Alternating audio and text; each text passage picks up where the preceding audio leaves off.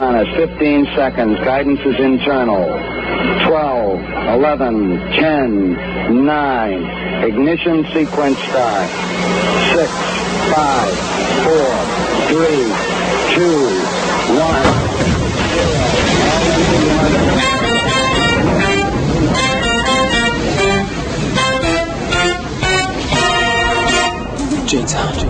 You're up. Well, the Super Bowl stupidity, I mean, it's so dumb. And now it's ruined. You know, you can't turn on the TV without the replay of the catch and the thing and what happened and why and what and this. Here's what happened. The pass was fine. The call was fine. They scored at the end of the and the defensive back made a great play. And he ran right through the guy and actually he timed it perfectly. Now, sadly, I don't remember the defensive guy's name. And he timed it perfectly. And if you'll notice, he knocked the wide receiver. The ball was coming right at him and in perfect spot. And he broke through the guys, you know, went through his shoulder and broke through and intercepted the ball. It was a great play. That's it. And they won't leave it alone. They keep going, oh, there's a mistake, and he didn't, and that, and boom. It's such bullshit. It's just unbelievable. It wasn't the dumbest play I've ever seen in pro football. And the way they explained it was with 20 seconds left, I don't even know how many timeouts they had, was they run the ball, and he'd been stopped, and they were going to at least throw it one time. And that would have either stopped the clock or whatever. Maybe you would have thrown the ball a little bit outside. I like the way that the Seahawks are handling it. I think that Pete Carroll has said no one's losing their job. It was a good call. The play didn't work. He congratulated the defensive back for making a brilliant play, a great play on the ball. Maybe they tricked him. Okay, that's fine. So what? Man, it is just over and over and over. And you all, you know, and same thing. I've joked about it, you know, when something happens in the news. Oh my God. Oh, you can't. Oh, okay. The ferry sank. Okay. Tell us later. You know, the plane went down for the first, you know, an hour or two of that. Then you have the guy coming in. What happened? Well, I don't know. Maybe lightning. Maybe. Okay. You know, it's just all day, 24 hours. You can't turn on, especially a sports channel. And now, of course, they bring in more and more idiots. They brought in all these, sadly, old pro ball players, and they're just excited to be on TV. They even wrote a story today about a guy who in I want to say, it had to be like the late 70s. He called the play at the end of a Giants game, and it caused a fumble, and the Philadelphia Eagle guy picked it up and ran for a touchdown and won the game in the last second. And they shouldn't have called that play. And they fired the assistant coach. They fired him immediately. And a guy named John McVay was the head coach, and he had coached in the World Football League in Charlotte, North Carolina. So I kind of knew who he was. And that poor guy was interviewed. He ended up moving to Florida or something, never coaching again. He opened a bait shop. And at the end of his thing, he goes, look, you know, I was treated badly and everything else. This was years ago. They made me the scapegoat. We lost, I don't know, the rest of the games or whatever happened. The team was bad after that. And I'm thinking, come on, oh my God. He didn't fumble the ball. The two idiots that were handed it, a guy named Pisarcik and Zonka. Zonka is a famous fullback, and Pisarcik was a mediocre quarterback. And it caused the Philadelphia Eagles to win the big game in the last second or whatever. This is like, you know, 40 years later, this poor bastard, he said, I don't want to bring it up again, you know. And so there are actually people calling for them to fire this coach in Seattle. And Pete Carroll, the head coach, says, This guy's incredible. We got here because of him. We're not going to fire him. Just, it's this rabid fan announcer, nonsense. What I hate about it is millions of people that have never been in a pressure situation in their lives. They have gotten up every day and they've just let life drag them from one event to another. They have taken whatever job they could get. They went to whatever school was in the neighborhood. I don't want to try that because that's too difficult. And so I got this job and I'm going to take this job. Well, do you like it? Well, I've been here at the store for 15 years. I might as well just stay. And then they watch football. They married somebody that everybody said, well, aren't you going to marry Julia? You've known her a long time. Well, yeah, I guess so. They have a couple of kids. They do whatever they have to do, and then they sit down to watch a football game, people that have never taken a chance in their lives. 90% of sports fans have never taken a chance in their life, and they have never played a sport to 1/1,000,000th of the level that either college or professional people have played it, and they're going to give advice, and they're going to yell, and what they're really doing is they are psychological cripples and people that really take chances and people that really fought their way from wherever and made it up to that level. They now, of course, are going to, it makes them feel like big people when they can say that a actor, a singer, a director, a football player, a coach, a basketball coach, a hockey coach, whatever, makes some, bonehead play or makes a mistake. And so there you sit in your easy chair, with a bag of chips in front of you. And, it's sad. It's unbelievable. Take a chance. See what life is like. And then you can complain. But for people that life drags along, I have no sympathy for you. Never have.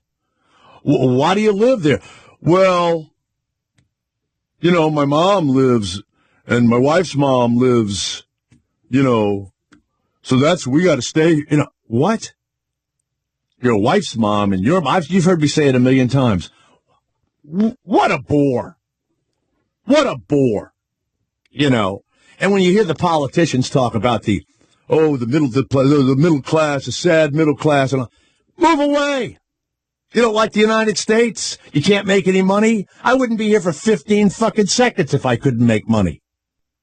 Lots of places to make money. But you'd have to take a chance. You'd have to move. Your wife couldn't go to the Costco for 20 minutes, whatever the fuck it is. It's unbelievable to me. Drives me absolutely insane. If you haven't taken a chance, you can't open your mouth. And I mean if you've taken a chance and failed. I don't mean if you've taken a chance and succeeded. Unless you have actually attempted to attack life, keep your mouth shut. That's all. Watch the game. Watch people that have really attempted to do something that is in the 1% of what people can achieve. And there's tons of men who've never been able to play pro football who are terrific and just were in the wrong team and all that stuff or got bad breaks or whatever. Same thing in this business and everything else. Everybody in this building has taken a chance. Everybody at Sirius XM has taken a chance to live a dream. It's turned out for some, hasn't turned out for others or whatever, but they can go to bed at night knowing that they took a chance, and then they can comment on others. I think that's why announcers... What's that? Preach, what? Jay. I am. Yep. I think that's why announcers feel as though they can say so many things to people. Because they go, at least I tried something. Let's go to Eric who's in Wisconsin. Yes, Eric, it's Jay Thomas. Yes, go ahead. Hey, Jay, what do you think of the Warren Sapp situation there? So Warren Sapp went out. He's a famous football player, and he's an announcer of the NFL channel. He went out to try and get some prostitutes, a prostitute. And he got caught, and he got arrested. Now he's lost his job, and his life is ruined, okay? I say, so what? I don't care. It's none of anybody's business. You know what? You remember that guy Strauss-Kahn who propositioned the maid in New York, and his wife left him, and he was going to be the president and all. He has now he's been indicted with 20 other people in France for running a prostitution ring for really, really rich people in France and Belgium and Switzerland and whatever. And they did a poll in France. And the poll came back like 65% of the electorate there said, let a person's private life be their private life. And if you like sex with 5 people or whatever, okay, that's what you like. You like prostitutes, but it's against the law. Oh, okay, yeah, it's against the law. Okay. It's sad. He's ruined. He's done. And he was kind of funny on TV. He was interesting. Yeah. He's ruined. Yeah. It's over. That's it. Yep. And by the way, what's the fine for that? I don't know, $200, $300. Yeah. Soliciting prostitution. Now they're saying that there's some sort of domestic violence, you know. So I don't know if it's with 2 prostitutes or whatever, but you know, there was some money dispute or whatever. Now, was he arrested for this before, or has some other thing happened to him? Yeah, I don't know. I don't recall him having problems like that. Yeah, I don't either. I don't know. Well, that's it. He's done. And, you know, sometimes they get to recover and sometimes they don't. It's sad. And, you know, a lot of these guys, you know, go to strip clubs and like hookers and everything else. It's not my cup of tea, but I've never understood strip clubs, never in my life. I've been in my life a few times. I told jokes there when I was young, and I've gone maybe in my life 3 times to a strip club. I don't get somebody pumping and grinding in front of you that has no interest in you, and you have no interest in, and you can't do anything to them, or guys would pay $1,000 to be with them. And what are you kidding? It's like, ridiculous. So, all right. Thank you. All right. Thank you. It says here that, speaking of careers ruined, Anthony Weiner made eye contact with, is it you, Christina, or with who do you make eye contact with? Night, on my way home. And this is the second time Medina? Yes, hi. Where was he? This was on West 28th and 10th Avenue. Mm-hmm. And this you is sure it's Anthony? Did he have his shirt off? Did he have his shirt off? And was he holding like an iPad in his lap? No, he was walking. Sending pictures of himself. Maybe. No, he was walking with a friend. And when I walked past him, I was waiting to get food at the halal cart. And I looked over and we looked at each other. But this is the second time I saw him. Last time it was on a bike and he was shirtless on the same block. If I was Anthony Weiner, for those of you that might have forgotten, a guy that was maybe heading to be mayor of New York and married to Hillary Clinton's, first in command, I guess, under her or whatever. And she is, what's her name? Her name is Halal or hummus or something.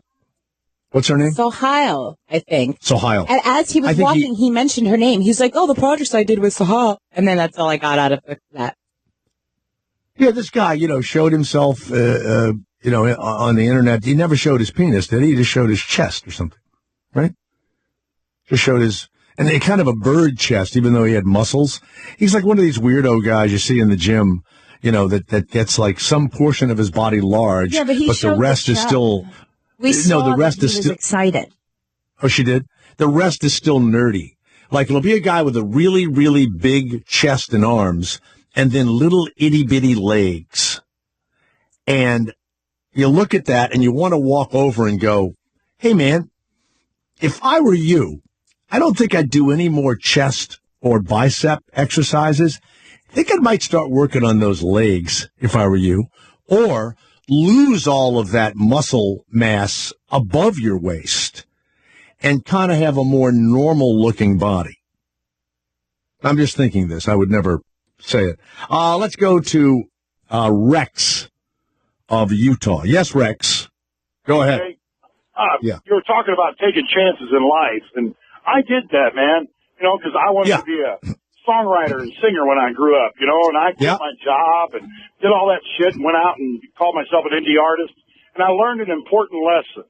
It's so if you're not great, you better know what you're able of doing and understand the difference between being good and being great. Great people are the ones that get the contracts, that get the attention. If you're good, you're good. We like you, you know. And I look back at it now, and all the times I performed, you know, I look back at it, and I'm not necessarily feel bad about it, but I can be honest with myself and know that those people that paid to see me, they got a good show. They didn't get a great show because I'm not great. I'm good. Mm-hmm. I'm just not that. You know what I mean? I don't know if that makes sense. Well, you know, I'll be honest with you. There are some great people that never make it. I mean, it is true. And there really are people that I've seen athletically or entertainment-wise or actors or whatever, and they are great, and there's just not a lot of space for everyone. I appreciate, and I also think the same way you do. I will look at stuff, and I will actually say out loud, I'm good, but I'm not like this. And so, and I think I've been beyond lucky. And the few things that I am better than good at, maybe radio is one of them, and being able to talk on a talk show is another one. You know, I'm lucky that I'm here. My son, by the way, I always thought was a great songwriter, and he wanted to be a rock and roll, jumping around the stage star. And I remember thinking, I think he's going to be a songwriter first. And that happened. Had it not happened, he wouldn't have changed his life. He would have just kept going on, and he'd been playing in, I guess, wherever the hell people are allowed to play. Or I know a lot of great comics, by the way, that are on cruise ships now. And who knows why some guys don't make it. And people go, well, they must have been trouble. No, not all the time. They're not trouble. Well, Rex, it's nice to know that you know who you're. What do you do now, Rex? What do you do? Oh, well, I'm a truck driver, actually. Drive a truck. You ever put your feet up on the dashboard there and get your guitar and roll the windows down and just start crooning away? Actually, up till like 2 weeks ago, I have my guitar. I usually carry it with me. It's back in the house right now, and I miss it. Like, you know, it's next to my wife. It's the second best friend, right? Wow. So your guitar next to your wife is your second best friend. That would be like me taking a microphone with me wherever I go and just sitting around and just getting the mic. It's not even hooked up to anything. I just talk into it, you know. And I go, you know what? Next to my wife, you're my best friend. I go, hello, everybody. It's me, Jay Thomas, talking right into my best friend. By the way, you know that you ever sing that song, I Got a Critter in My Shitter? You ever sing that song? No, I don't. Okay. Is your guitar with you right now? What's that? Where's your guitar right now? It's at home. Oh, when are you going to be home? This weekend, actually. All right. On Monday, I expect to hear a song from you. I want you to call back. Take Rex's information down. I want Rex to sing for us on Monday, so that at least Rex. Oh yeah. Well, wait a second.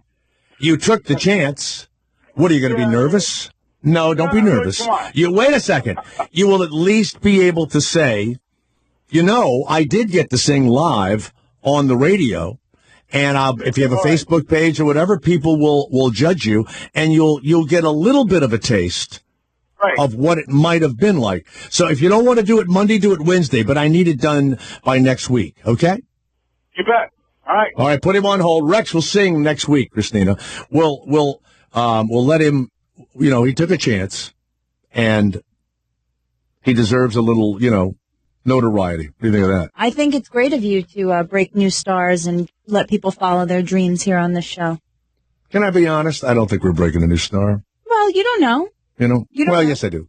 No. Yes, I do.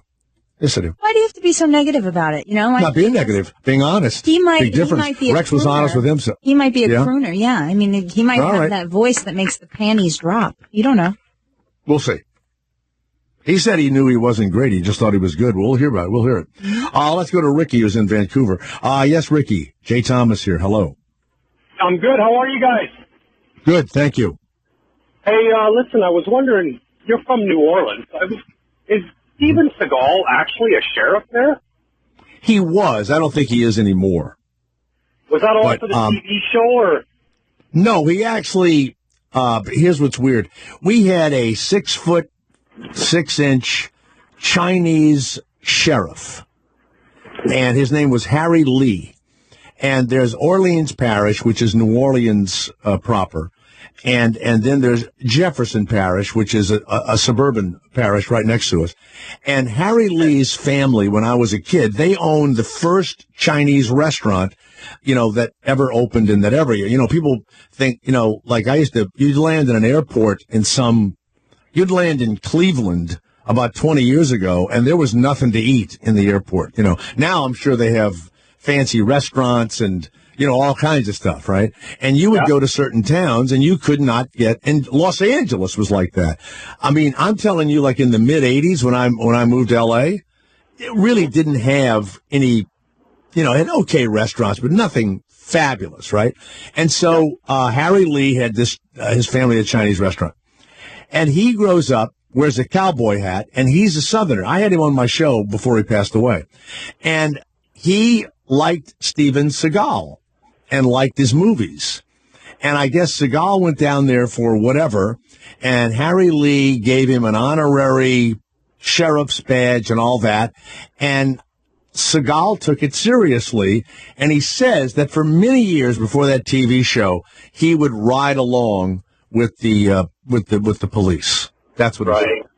So that's how that started. Look at his movies, look above the law and all that stuff. Like, he did not. I mean, in the movies, he was, I don't know, he wasn't much of a cop. You know what I mean? He was more a vigilante, or, I don't know, I guess he never really played a bad guy, but.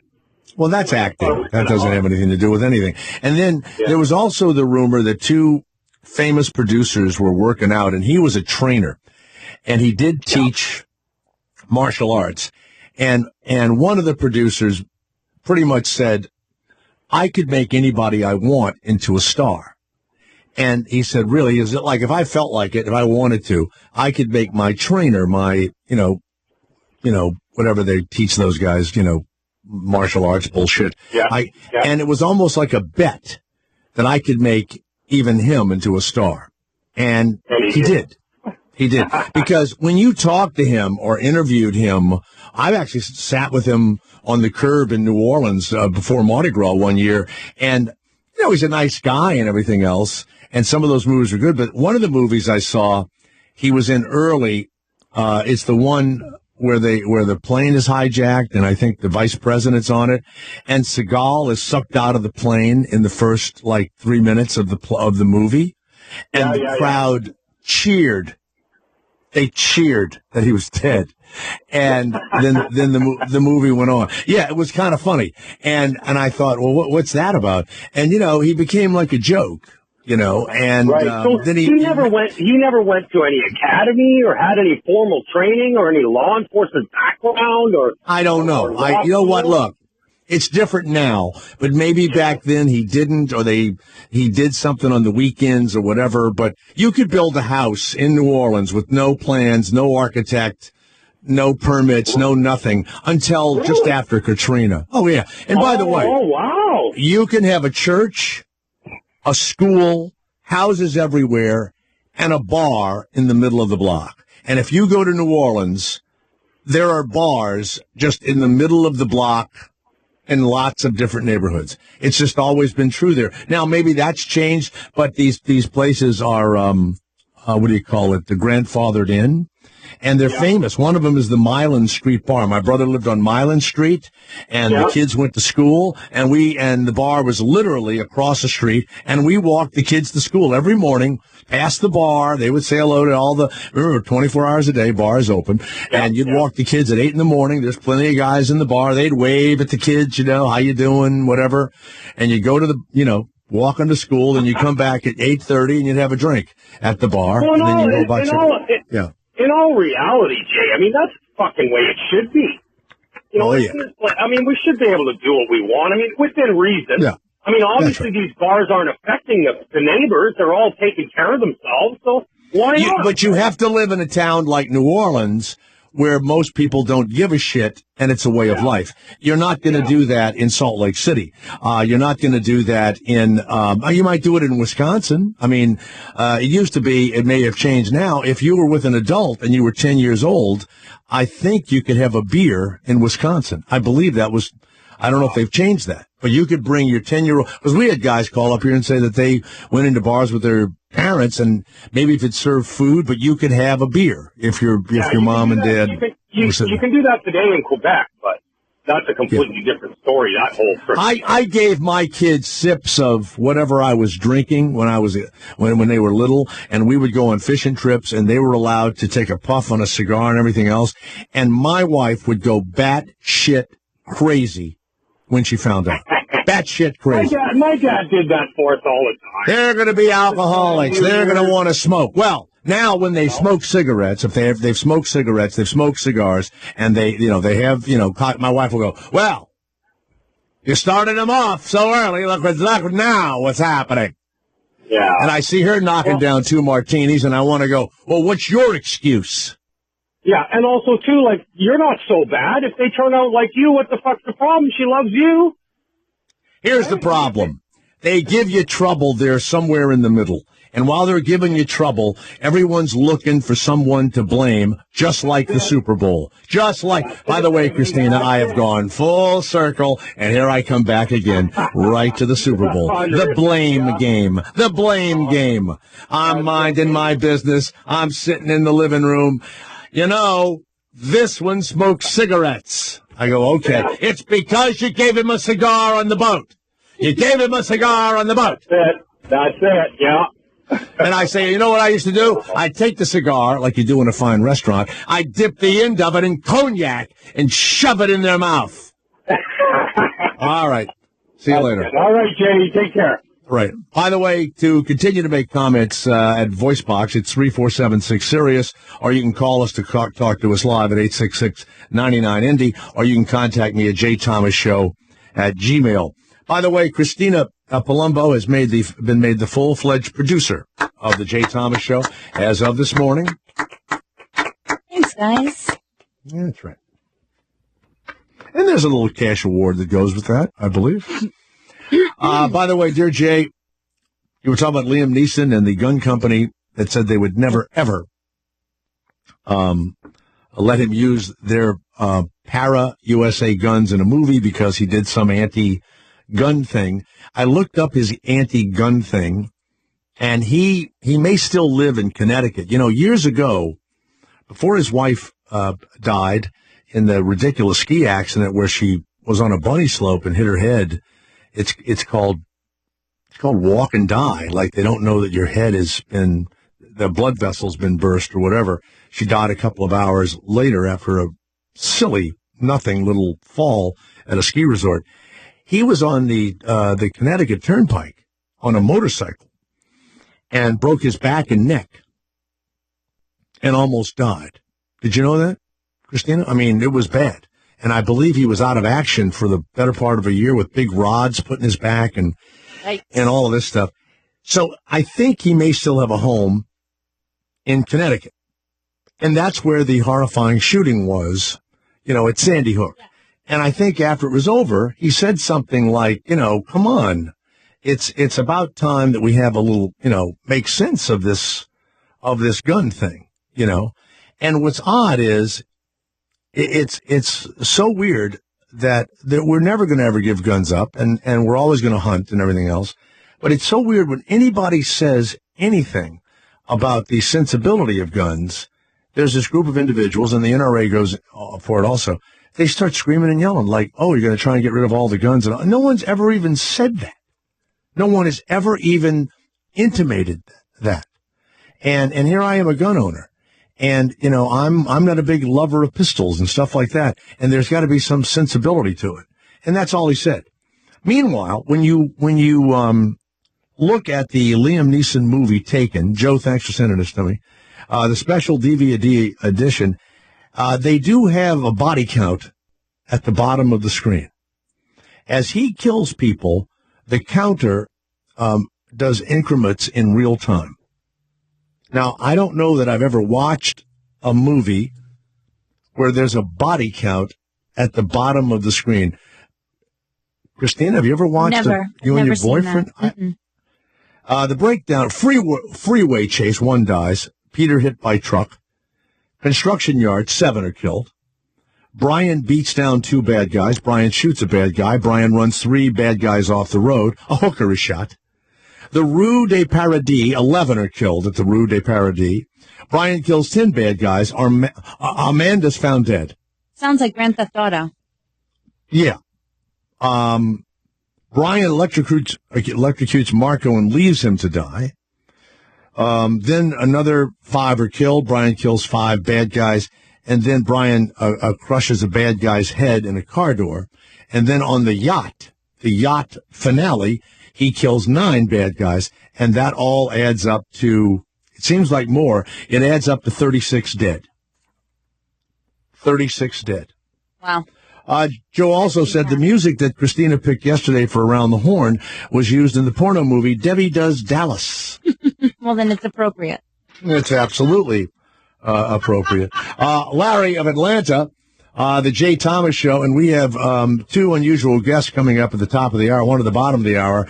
The one at the bottom at 4:30, frozen in his own body and just paralyzed, and then woke up, but he was encased in his own body, and who knows how he got out of it. We'll find out. But he doesn't talk, does he? Christina does not have speech. I believe that he's got some kind of thing to help him with that. We'll see. And here's what's sad, probably the saddest thing about it. Medina, I'm going to bring this up to you. I know you'd love to meet someone and settle down with them. Here's a man that was completely paralyzed, trapped in his own body. This is going to feel good, Medina, so brace yourself. You. Thanks. I already know where this is going. Completely, like unable to move or speak or express his emotions. And yes, he found love in his marriage. So I just want everybody out there Jay that's Thomas on. Isn't the motivator of love. I don't know who is. J-Date and Valentine's is coming and you're going to be sad. I know that Medina is on Afghan Date. I know that she's on all the different sites and everybody's on the sites and everything else. And we'll have a guy on that just laid in a bed and it came to him. So maybe you should try being comatose. Have the doctor actually put you in one of those induced comas and see who comes around, Happens. I feel so pathetic right now that I'm even attempting to date. And I'm getting nowhere. And this guy. You know where he met? You know where he met his wife? I don't know if you know this or not. Coma date. Well, in coma date. Stupid, right? Unbelievable. By the way, they have been asking us which order we're going to have the questions in, and the woman says we don't want any dead air, and the whole thing. I don't know, Christina. I have the questions here, but boy, they're. I mean, what are they worried about? I mean, is it?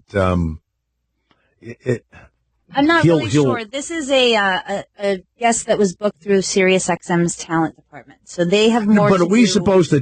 Do you have the ability to type the questions to him, or they're going to listen to the question and they're going to? They already have received the questions in the order in which you're supposed to read them. Then I have to ask them in that order. Yes.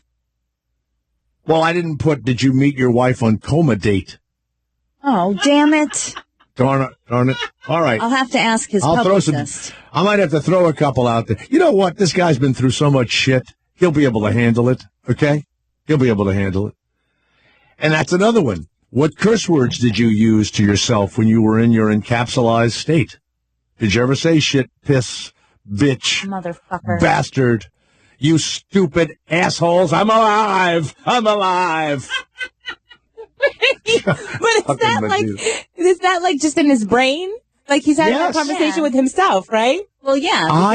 You're completely paralyzed. You can hear them going, well, I think Marcus's feet, why don't we do his toes? Why don't we clip his toenails today?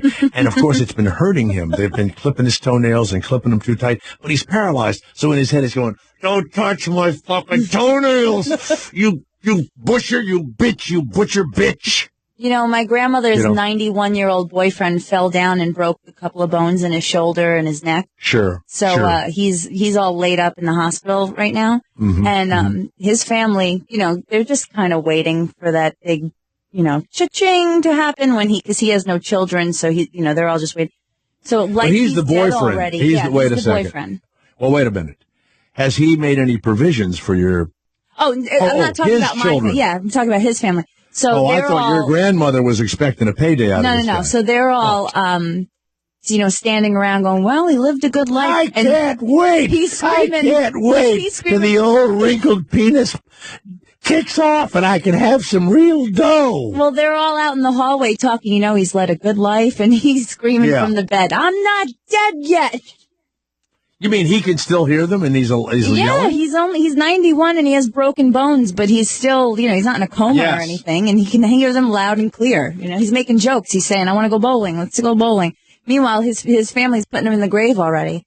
And he's screaming from the bed. When I see a family hovering around it's a bed. awful. It makes you so ugly when somebody in your family is sick or dying. That would be a funny movie. True colors.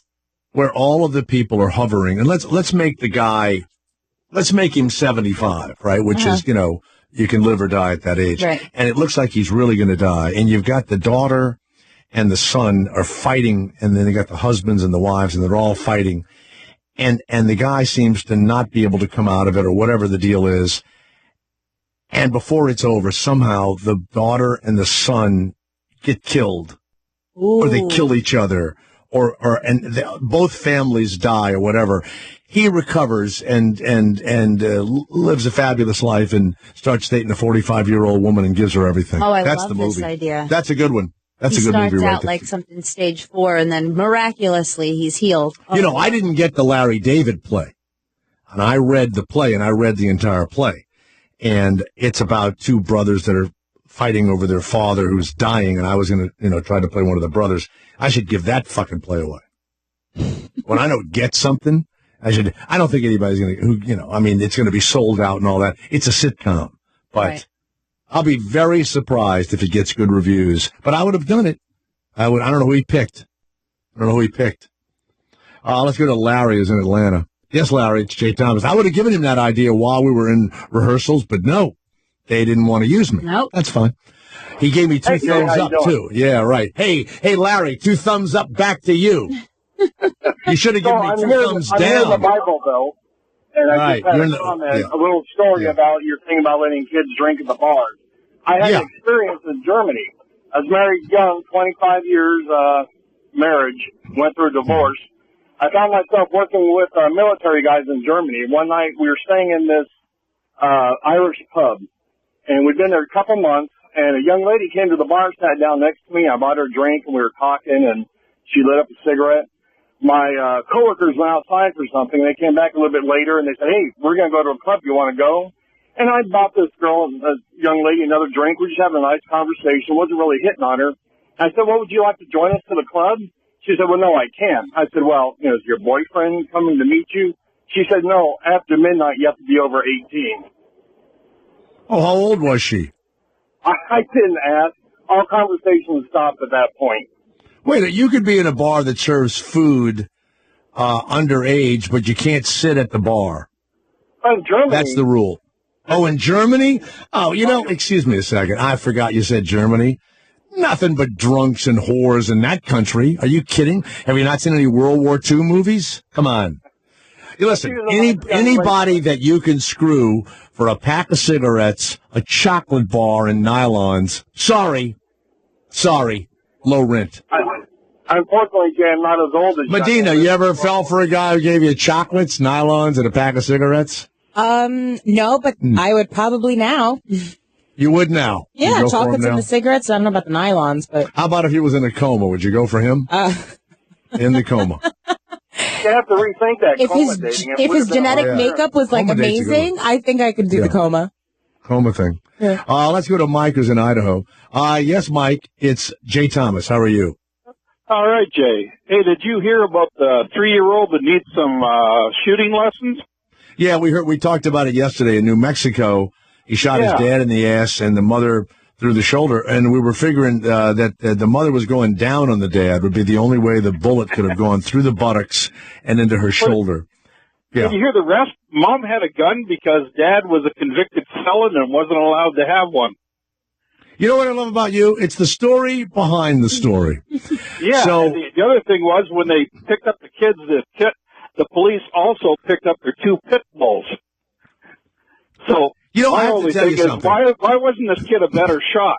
You know? Well, I have to tell you, it is weird to me, the people that have pit bulls. You never see a person, it's like really rough, kind of dangerous-looking people have pit bulls. Not always. And then why, does that mean your boyfriend has one? No, he doesn't have one. Does his mother have one? No, nobody in his family has one. Plenty of people I know have pit bulls. Yeah. Let me tell you what. You go in there and you're having a nice time. Yeah, I'm sure. You're petting them. Their house. Once they put a grab on you, that's pretty much the end of it. Okay? They don't let go. It's all about the way that they're raised. You know it isn't. It's in them. No, it isn't. It is not.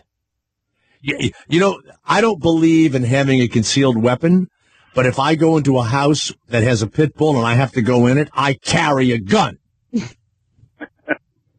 And I don't tell them so that if that thing bites me, bammo, bitch. That's how I talk when I have a gun on me. The other thing is, Mike, thanks for giving us the really story. Scary. Bammo, bitch. Bammo, bitch. Giving me the story behind the story. You're welcome. All right, thanks a lot.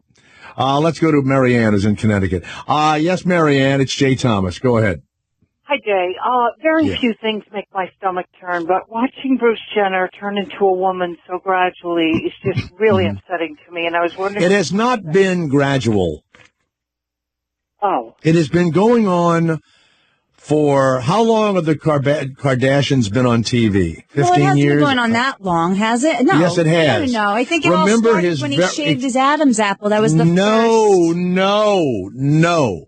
His very first plastic surgery was many years ago, and everybody blamed it on a bad plastic surgeon.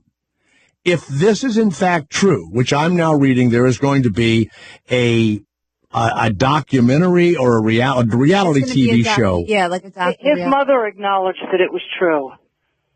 People Magazine acknowledged that it was true. So this is the deal with men that feel as though they are trapped. They're a woman trapped in a man's body. They, in the beginning, they just like to wear women's clothing. It doesn't mean they're gay. It doesn't mean they want to be with a man. And so, if their appearance could be more feminine, and I believe that Bruce, and I don't know when he had his first plastic surgery, but from the very beginning, he had a plastic surgery that looked like he was a female. We now know that he probably went into the doctor and he said, I'm in transition, but I don't want to do the whole thing yet. And so, can you make me look more feminine? And the plastic surgeon did it. That's what I now believe. So it wasn't bad plastic surgery. Now he marries Kris Kardashian and he has 2 children. And she had to notice, had to figure it out, right? Had to see what was going on. I don't know. But, that's a wild family. That's a pretty wild family. I think that they go for, whatever isn't, the norm. They got the drunk. She's still married to Scott? He's drunk all the time? What? They were never married. Okay. Then they raffled out a wedding to an NBA player. Literally, it was a raffle. Some sort of a lottery. They're a weird company, a group of individuals. Now, the Bruce Jenner thing, in a way, it's, I don't know, sad or whatever, but why do a reality? What is that? That's their whole lives now, reality shows, and I would be embarrassed. So apparently, his first face surgery was 25 years ago. And right, like you said, they say that it was a partial facelift nose job, but it was a botched job.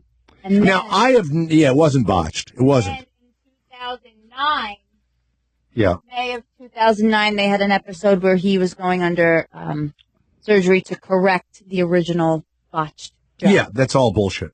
So, Marianne, this started 25 years ago. Well, that's the definition of gradual.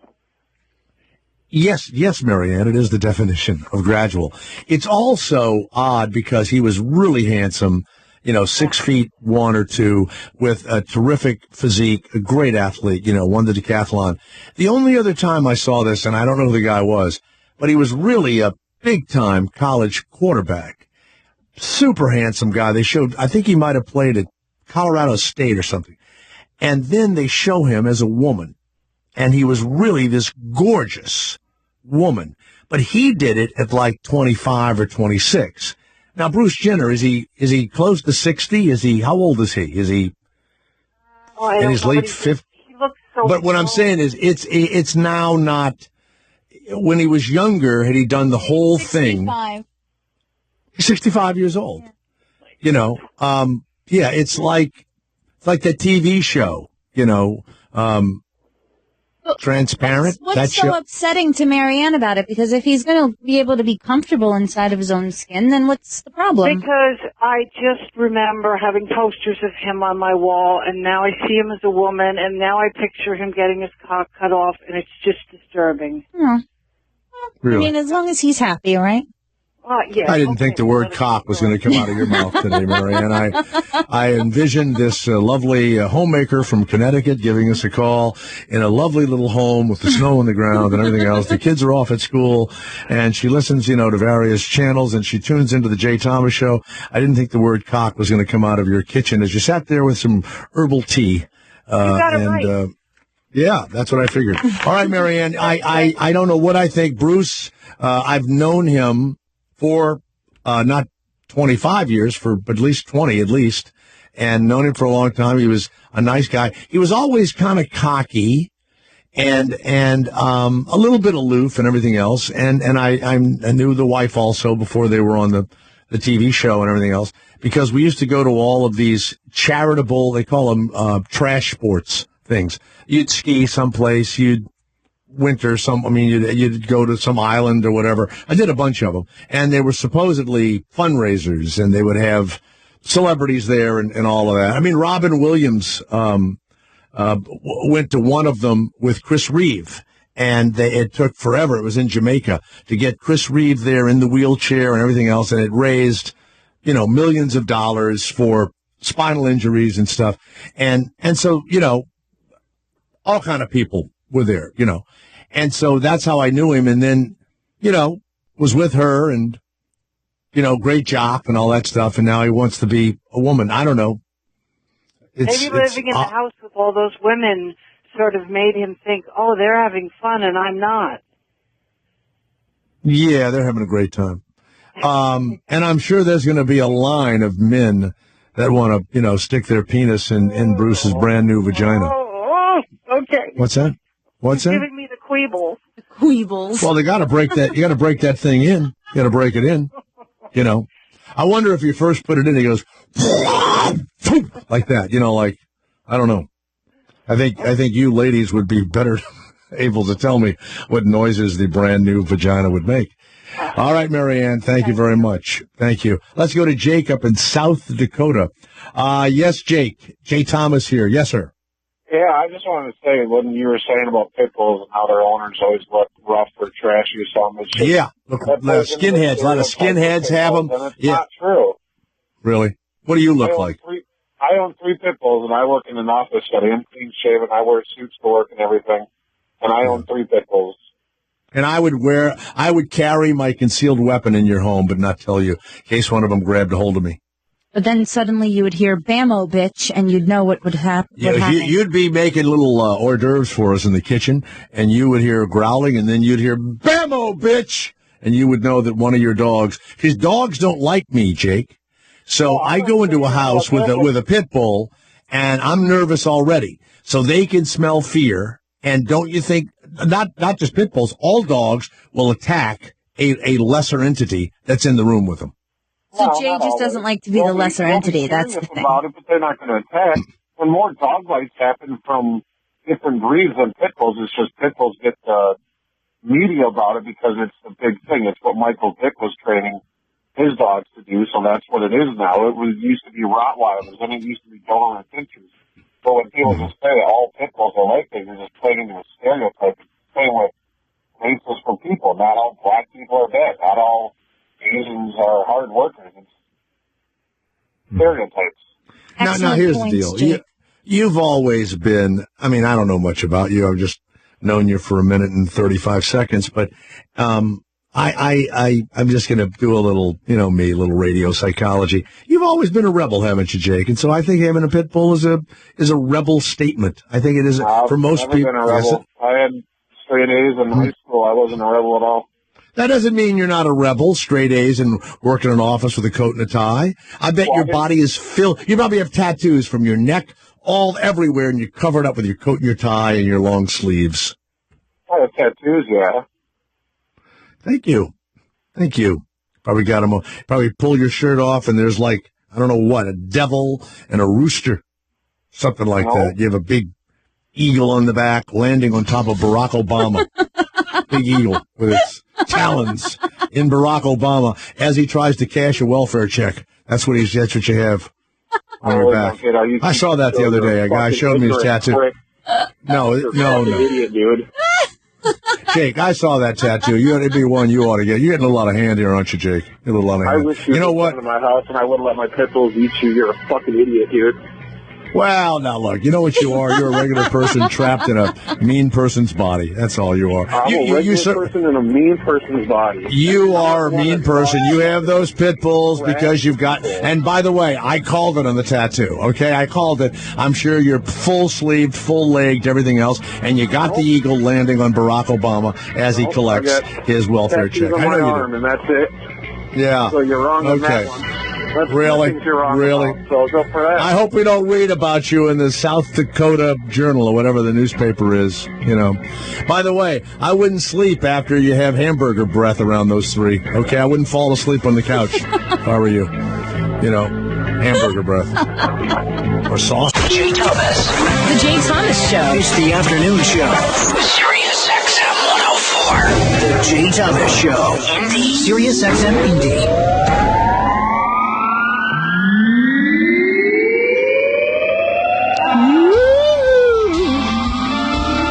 Let's go to Wesley of Kentucky. First of all, let me apologize. Apparently, Jake of South Dakota was very upset.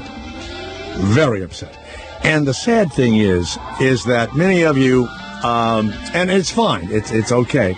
It's much like the woman that told me to go fight myself at the gym yesterday when I said, "Are you kidding?" And I put my hand into my head and I went, "Oh yeah, I can't get there right now. I'll be there later." Yeah, I said, "Are you kidding?" That's how loud you're talking on the cell phone. She goes, "Go fuck yourself. Once you curse, I know you're out of ammunition." And me, I got, these guns that you could put that big giant circular thing under and give yourself another 3,000 shots? That's what I have verbally. I am verbally loaded with extra ammunition. His words are his weapons. In the state legislature here, they're considering limiting my words. Like they limit, guns and ammunition. Or to limit my words. I'm too dangerous. Yes, Wesley of Kentucky. Jay Thomas here. Yes, sir. Actually, Leslie with an L. Oh, Leslie with an L.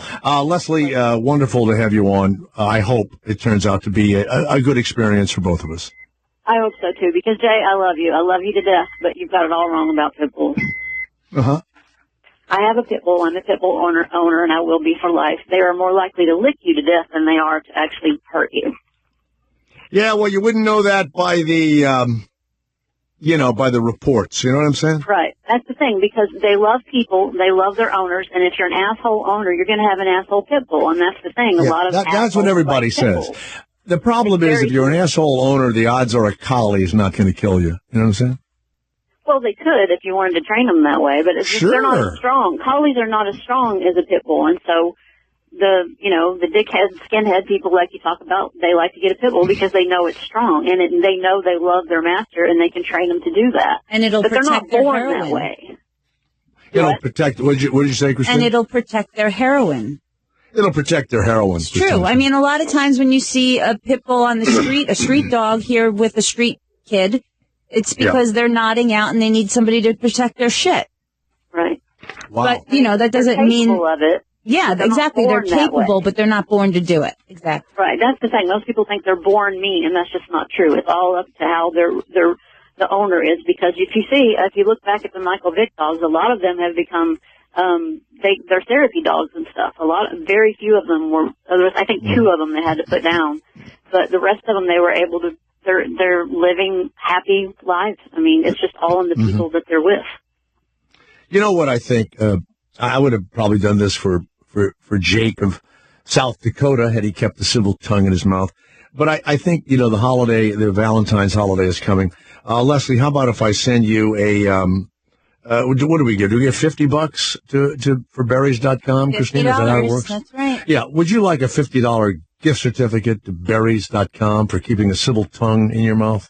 That would be awesome and totally worth it. You betcha. That's the way you do it. It's hard for me to do that, so. Yeah, that's right. But like I said, I nice love you, and I know you mean well, and you're trying to be well. But, I love my pit bull. I'll tell you what. I don't have any. I want you to send me a picture of your pit bull having a big Sherry's berry. I want to see that pit bull just chomping down on one of those giant strawberries, chocolate covered. I can get one without chocolate on it because dogs can't have chocolate. I'll get her a piece without the chocolate. Does it make them go insane and want to bite people? No, chocolate will kill them. Oh, it does? Can't have chocolate. Then I won't carry a gun. I'll just carry chocolates with me when I come. You're going to eat them all. Who are you kidding? No, I won't. Yes, no, I you will. won't. The dog growls at me, and I go, "Oh, I got something you're going to like here, Bosco." Throw them a little chocolate. And they're gone. I have never heard my dog growl. If I did, then I'd be really worried about that person because in 40 years of owner, I've never heard a growl at a person. You know what? What's sad is it only takes once. It's true. That's what's sad. But I'm not the and I agree with you. Everybody who has a pit bull, they're a great dog and everything else. I go on the other side of the street when I see one. Always will. I hate when they tie them up outside of a coffee shop or a bar or a restaurant or whatever. I won't even go in the place. So, because I've seen them. I've seen them in action. If you make it down to Lexington, Kentucky, I will introduce you to my Zoe, and you will love her, and you will see she's awesome. I'm not going anywhere in Kentucky through the yard where there's a pit bull. Okay? Not doing that. Okay? I'm not going past those big white tires and, that you put your plants in and all that. I'm not doing it. I drive a Honda Fit, by the way, and have no tattoos. Oh, wow. Okay. All right, put her on hold. Leslie, stay on hold, and Medina will take your information. There you go. Hey, Jake. Leslie's going to be eating, she and her pit bull are going to be eating your Sherry's berries. Mm-hmm. Yeah. That's what you get for calling me names. That's right. Be a little nicer. Let's go to John, who's in Ohio. Yes, John, it's Jay Thomas. Go ahead. Hi, Jay. I wanted to get your take on Robin Williams' widow fighting over the estate with her the 3 kids from a previous marriage. Well, they were saying that Robin was all poor and broke and everything else. The weird thing is that in the stratosphere of finances, he had some stuff he couldn't sell, and it wasn't worth what it used to be. His ranch in Northern California, just one of his many pieces of property, was supposedly on the market for $29 million. Let's say they take a big hit and they only sell it for 20. There's a bunch of money there. And so his children, one by his first wife, Valerie, and then another couple by the nanny that he married. He married his first child's nanny, and they had 2 kids with her. And now he's only been married to this woman for 3 years, and she has 2 teenage kids. He provided that house for her and enough money for her to live comfortably the rest of her life. Okay. She says in these court papers that they canceled. It was kind of crazy shit they canceled. They canceled the newspapers. They had the cable cut off. Whatever was in Robin's name, they cut it all off. And so she wakes up one morning and her life has been affected by the kids who apparently didn't like her. They cut all the stuff off. And then they came into the house and they got, he collected little miniatures or little toys or whatever. They're even fighting over his suspenders from Mork and Mindy. I'm not kidding. And the kids, look, it happens. It's happening in New Orleans to the owner of the Saints. The wife has been there 10 years. Every newspaper story is how she's a part of his life. She knows how to run the team and everything else. He's going to give her $1 billion in sports teams. Going to give her a pro football team and a professional basketball team. The kids are batshit crazy. One of them had been the general manager for 10 or 15 years. She'd been the general manager of the Saints. And they have been left hundreds of millions of dollars. And they're going to sue the estate over that. The wife of Robin did sign a prenuptial agreement. So there's a prenup or whatever. But Robin's estate has got to be on some level in the 60, 70, $80 million range. Got to be something up there big.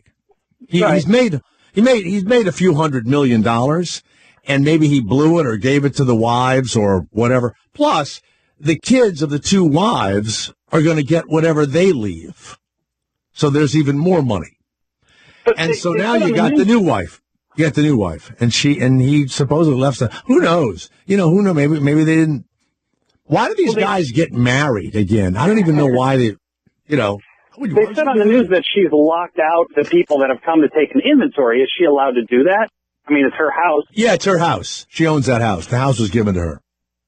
So she can let in whoever or lock out whoever she wants to.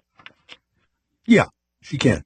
And listen, when my one of my aunts died, my mother's sisters and a couple of their kids went over, and they took a bunch of shit out of my aunt's house before my mother got there. And you've heard this a million times, chairs and who knows what, sheets or rings or whatever. And that caused a big fight, So it happens, it happens all the time.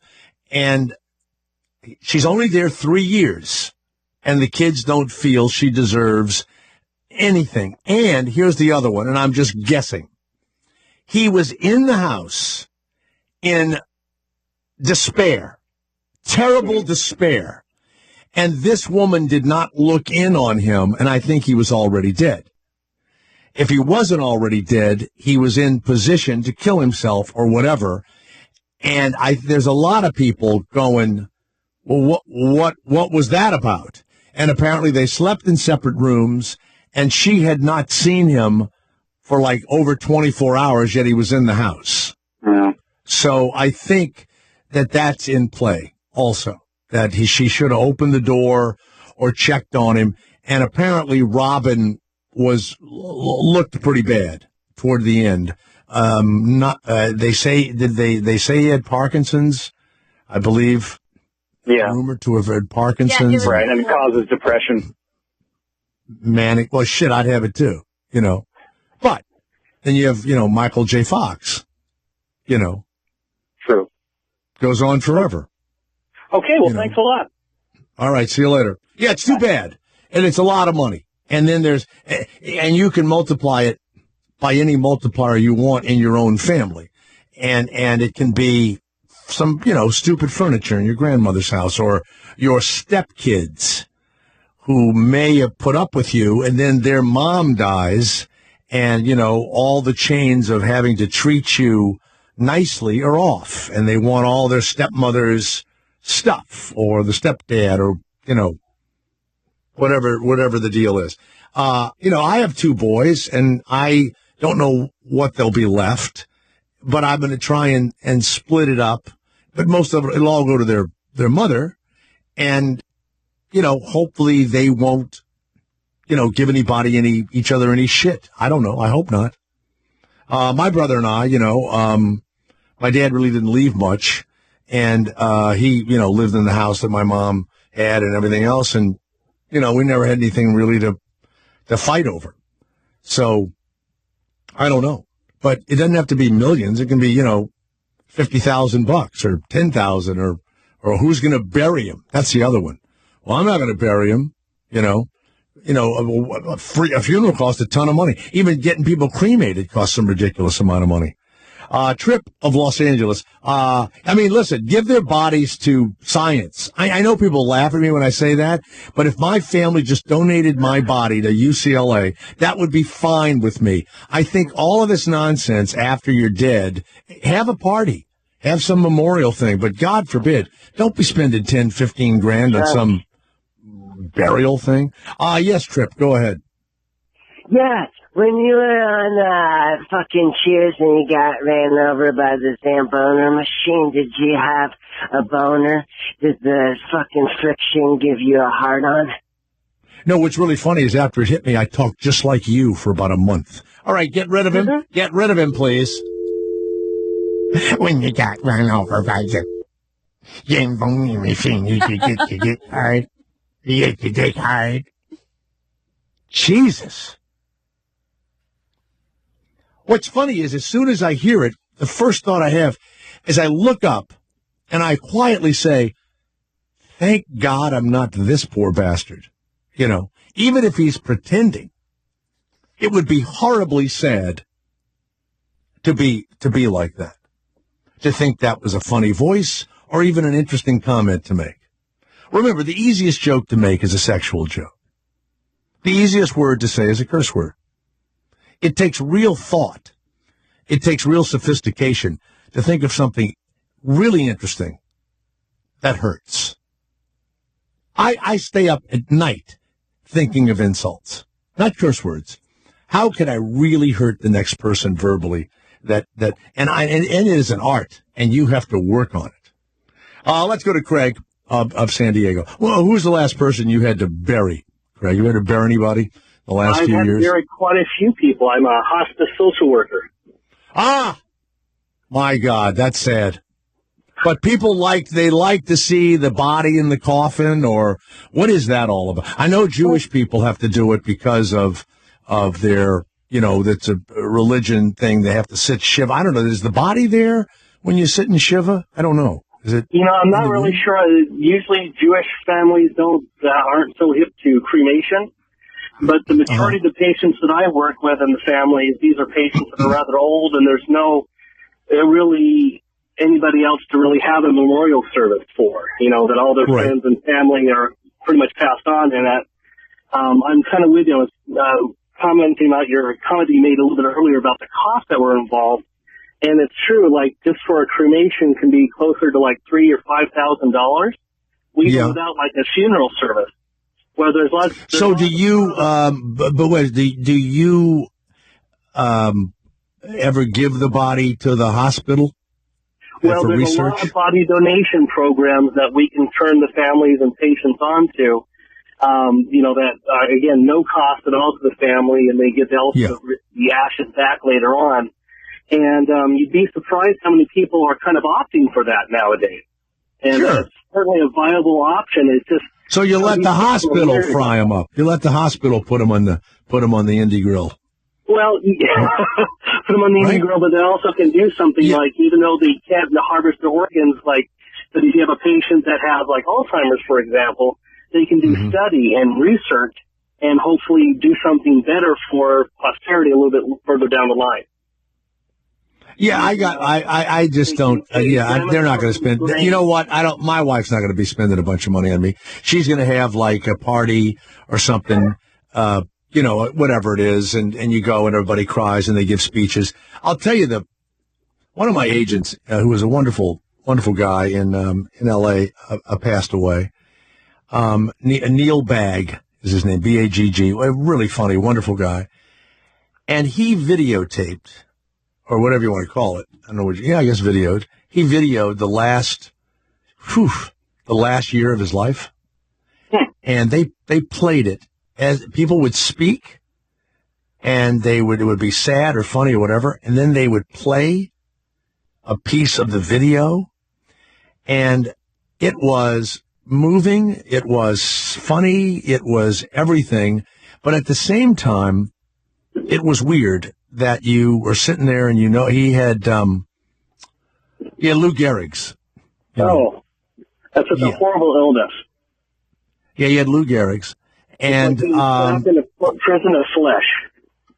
Yeah, he had that. And so what do? You're there all the time at the hospice, and does it cost money to be in the hospice? What is that? We're reimbursed through Medicare funds, and I mostly take care of or work with families and patients that are in their own homes. Huh. Now, you ever been in a room and somebody died and you felt a presence? I have been in a room with about 6 different patients that have passed away while I've been there, and there is something that definitely goes. What that is, I don't know, but there's something that leaves. Really? Yeah. And when you say it leaves, you feel, does it ever get cold in the room, or?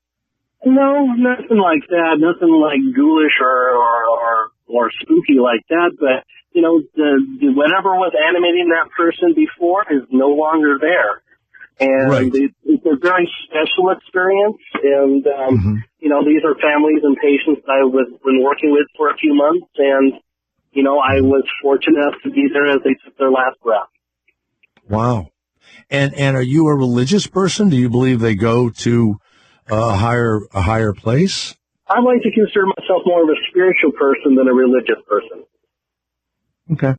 I like to think that we're all energy, and that energy is the one thing in the universe that never changes. And I like to think that we'll go to something better or to help somebody else out. Boy, I don't know how you do it. So congratulations. I have no idea how you would. Well, Jay, it's a pleasure to talk to you, and also I love your program. Do you ever have the show on there where there's somebody in there that's about to go? I couldn't have your show on while talking to my patients about surgery. Really? You wouldn't have me on in the background? Well, I don't know. I don't know. Think it would sure. How about me arguing with a guy from South Dakota about his pit bull, and he's saying all kind of horrible stuff to me and calling me a prick and everything else? That wouldn't go well, would it? I would just be afraid that if you're saying get rid of him, that the person might pass away right there. Okay. Well, look, man, thank you very much, and you do God's work or whatever. So God love you. Thank you. Thank you. All right, see you later. Did you ever do that, Christina? Sit with people as they die, just one after another? No. I know. Mm-mm. It really is. It's my son interned. It's a special person. My son interned at this. I think it's called Sarah House or whatever. And some of the people there are going to be there forever and ever, and they were just born and they just twisted, or whatever. Mm-hmm. We have a guest coming up that he had a stroke or something, right? And then he was trapped in his own body and was probably lived in one of these situations. And after my son worked there for, I don't know, a month or so, he said, you got to be another kind of person to do this. You have to be special. He said, I started feeling badly when I walked in. Here I am, well, athletic, feeling great, and I can get up and their body has, defied them basically. And as you walk, he would say, as I walk away, I don't know what they can say or but they want to go with you, right. They want to leave with you and go do what you're going to do. So, wow. Hell, I made myself sad. In a few moments, and I'm gonna do my best with this. We have Martin Pistorius coming on, and Martin had a stroke and then was trapped in his body. Now he's not in the studio. He is live in the studio. He will be here shortly, and he does talk through a computer. So. Now, when you say he's live in the studio, is he in a wheelchair? In a bed? Wheelchair. His wife will be with him.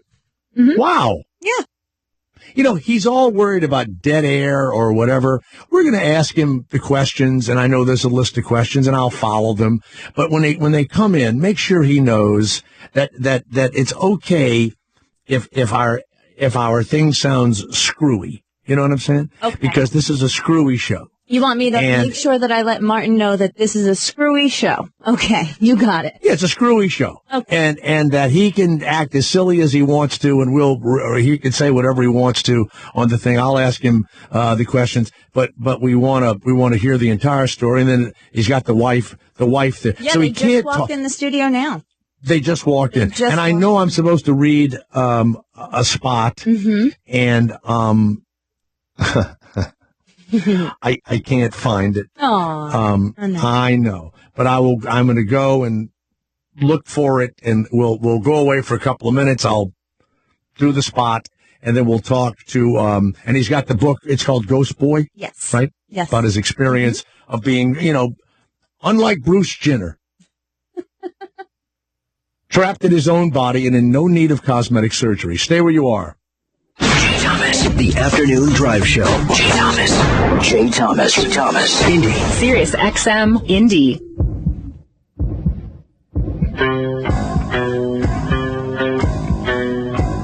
Let's welcome Martin Pistorius. I know his wife is there also. Oh, that's fine. Sure, I'd love to. Hi. Yeah. What is her name? What is her name? Jonah, correct? Jonah? Hello, yes, Jonah. Hey, Jonah. Put her on a microphone right there and everything else. Hi, Jonah. How are you? Fine, thank you. Hi. You guys are promoting this book called Ghost Boy. And so you've married a younger man, I take it, if he's a boy. How old is Martin? 39. So before I question him, and this is the book, what was that movie years ago? It was a French movie. Was it something in the diving bell? What was it? It was the butterfly and the diving bell. Yeah, that's right. The butterfly and the diving bell. Yeah. And this was an incredibly wealthy guy, and all he could move was like an eyelid or something like that. Who first noticed? You know, he's there. He is sadly trapped in his own body, but he knew what was going on. Who notices that this guy has got some mental capacities that they didn't know about? At the daycare center where Martin went every day, a new worker started, and her name is Verna. And she never met Martin before, and over time, she started to notice that when she asks him something, he actually responds in that, he'll smile or something like that.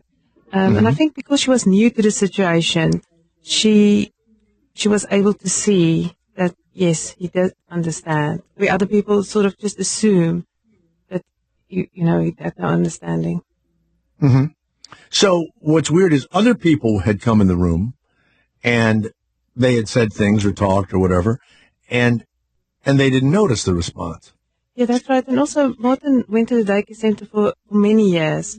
And that people, when I first went there, were told that now he had no understanding. He actually had the mental capacity of a 3-month-old baby. So they just accepted it and didn't question it any further. And it's only when Verna started that she didn't know that and sort of assumed that he would understand. Right. And I know we're waiting for a cord or something, Christina? Yes, a connection so that his computer can be heard on the air. This could take months, given what I know about getting a computer out of Sirius XM. This could take months. So, but and now, so there he is. He was a young man. Did you know him before? He had a sore throat. It turned into what I believe a stroke or something, and then he's paralyzed for how many years? Oh, Martin will need to correct me there, but I think 16 years. 16 years. Yeah. He's paralyzed. And when did they notice that he had something going on in his brain, and he was really his brain was active? Well, that's only after Verna met him, and that was around 2000. In the year 2000, yes. So you mean from are we talking from the age of 14? From the age of 14 until he was 30 years old. Is that right? You need to correct that because, sorry, my math is so bad. No, that's fine. 16 and 14 is 30. Yeah. So if he goes, he's paralyzed at 14, and then, it's ready? Okay. Well, and I want to speak to you again, Jonah, also. So, audio check 1, 2, 3. Audio check 1, 2, 3, 4, 5, 6, 7, 8, 9, 10. Martin Pistorius is the author of Ghost Boy. Martin, is that like your voice was or was going to be had you not been ill?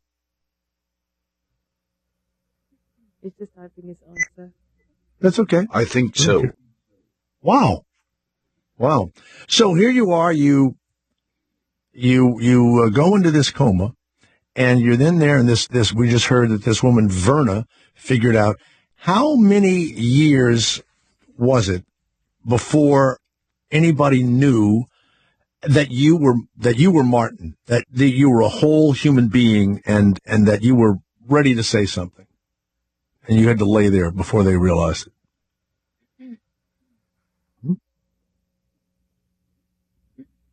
Waiting for him to respond. So. Yeah. It's all right. It's okay. About 14 years. He's not a big talker, is he, Jonah? Tell.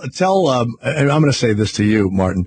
Martin, you can expand on the answer. I know I want people to read the book Ghost Boy, but you can expand and say, I laid there. I was mad as hell. I cursed my fate. And, so you can expand. Here's my next question. What were some of the things you would hear people say about you that they were not aware that you could hear, that you were cognizant of what they were talking about? And you can expand on it. It's okay. And while we're waiting for his answer, Jonah, I'm going to whistle.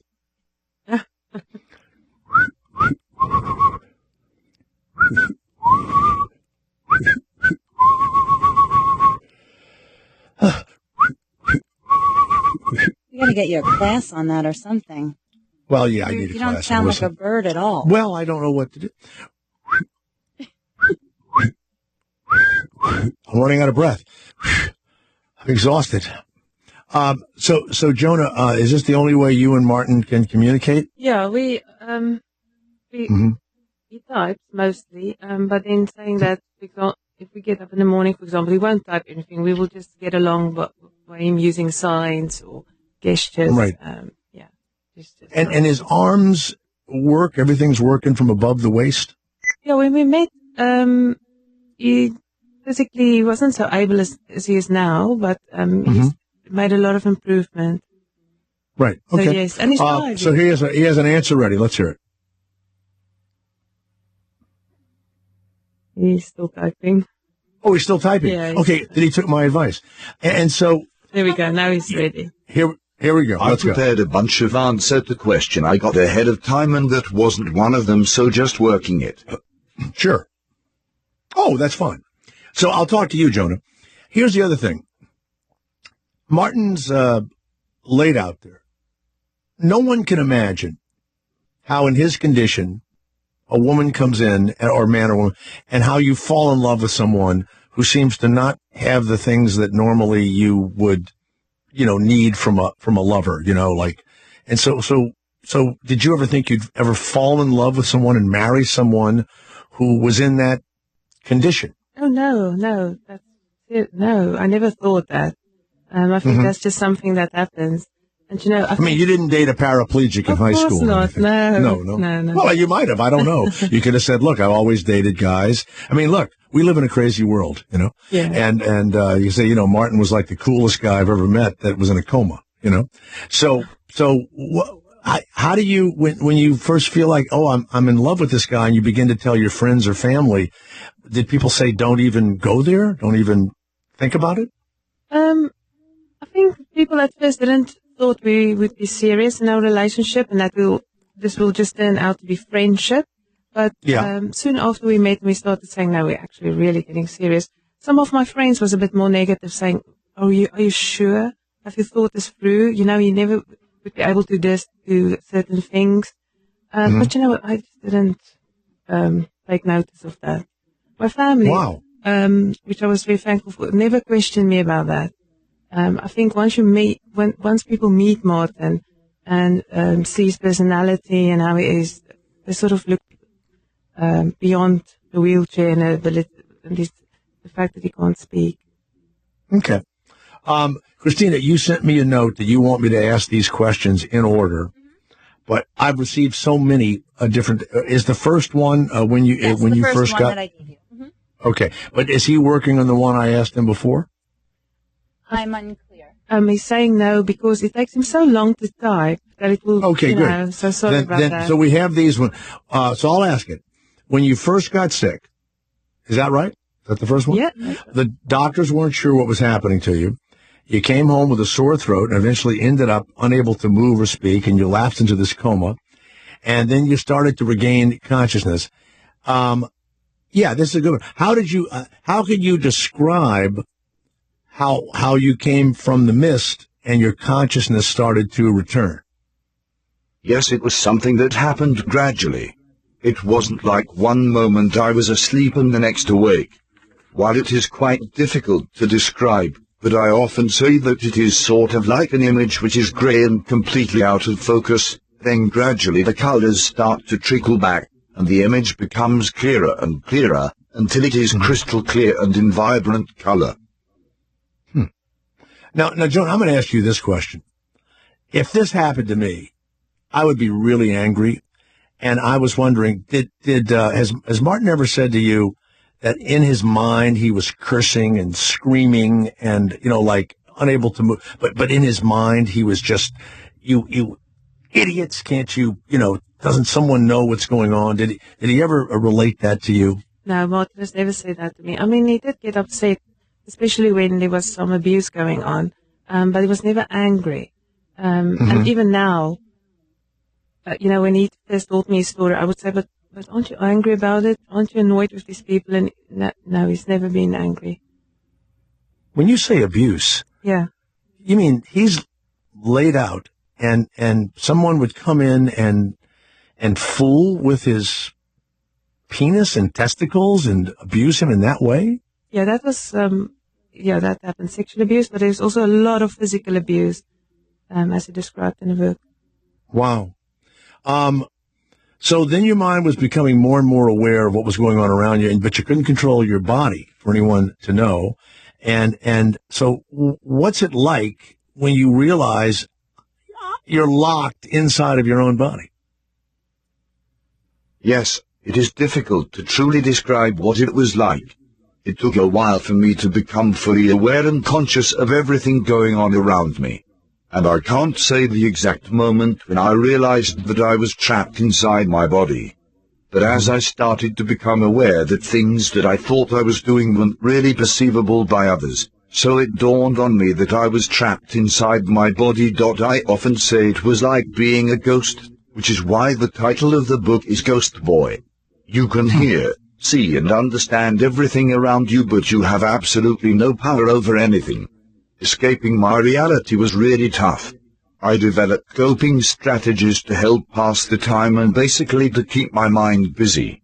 I began to take note of how things changed over time. Everything from how the seasons changed to things as simple as watching a wet floor dry. Watching how the sun moved across the room and how the light changed. Another favorite of mine was if there happened to be an insect of some or other kind, and even better more than one, then I could pretend they were racing each other. Jonah, when he says he was watching, could he move his head? Could he move around? I think, he could move, but his body made movements involuntary. In other words, he can't control it. So his head would fall from side to side or something like that. Right. But he was able to move his eyes, for example, to look around in the room. Yeah. Did people speak about personal matters around you that you couldn't respond to? And how did that make you feel? That's the question I really wanted to ask. Yes, they did. It was really hard because I so often wanted to say something or comfort them. It made me feel very isolated. And your mother's darkest moments and your father, you felt those from your bedside?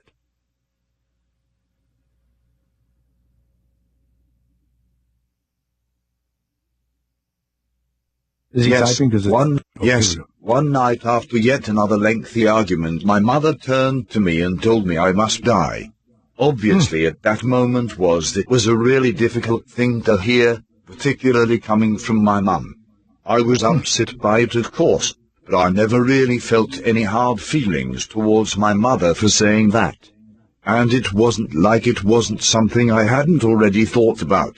Looking back, I am not angry or resentful or anything. In fact, I feel enormous compassion for my mum because it was a really hard time for her. My father was a tower. That's okay. Go ahead. Let me hear about your dad. Go ahead.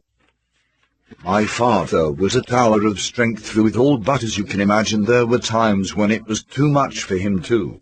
I remember one night him getting really upset and saying how as a child he had hit a cow with a stick, cutting one of its eyelids, and how he got more reaction out of that cow than his own son. It broke my heart in a way, because firstly, as with my mother, I felt sorry for him, but I also felt really sad and guilty knowing I was the cause. One question I have is, you, in the book Ghost Boy, you actually talk about trying to end your life. How would you have ended your life?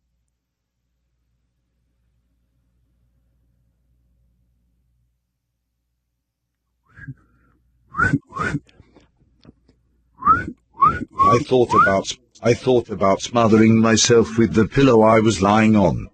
Because I drooled, the pillow had a plastic cover over it. So I thought if I could get my head inside of it, then it would be like a plastic bag and I could kill myself that way.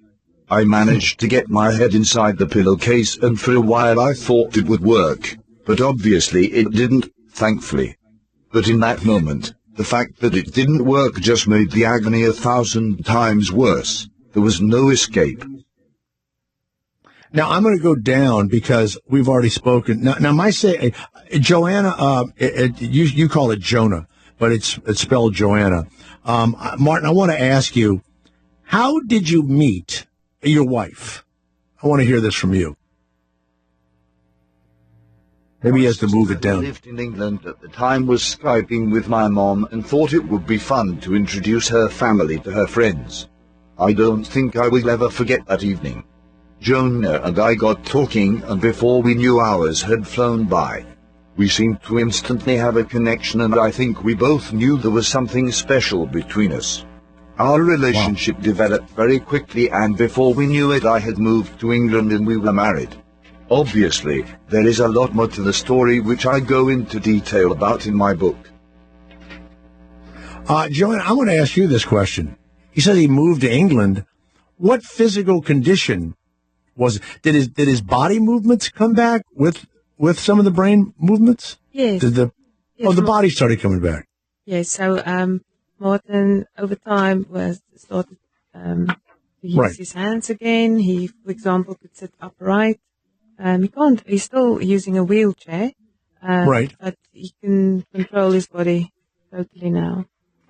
Well, look, I want to thank both of you. Have I ever had an interview like this? No, but it's okay. I think it was fantastic, and all of us are just, it's hard to imagine and everything else, and you're one of those sainted people that comes down and falls. And what happened to the woman, Joanna, Verna, that, how much of the money from the book are you planning on giving her? What happened to this wonderful woman who saw a lip move and knew that, there was more to Martin than what people were saying? Verna still lives in South Africa, and we're still in contact with her. She's a friend of ours. Well, Martin Pistorius and Joanna. Also, this name Pistorius, that's wild too. He's not related at all, is he, to the track guy? Thank goodness. All right, Ghost Boy is the book. Joanna and Martin, thank you very, very much. I appreciate it. Thanks a lot. Thank you. Nice to Thank you so much. Pleasure. Thank you. Wow. Man, that's a first right there. That's an absolute first. Yeah. Awesome. What? And now, are they still in the room with us? They are still there? in the room. Mm-hmm. They're still in the room? Because I need to ask you some questions. Oh, yeah?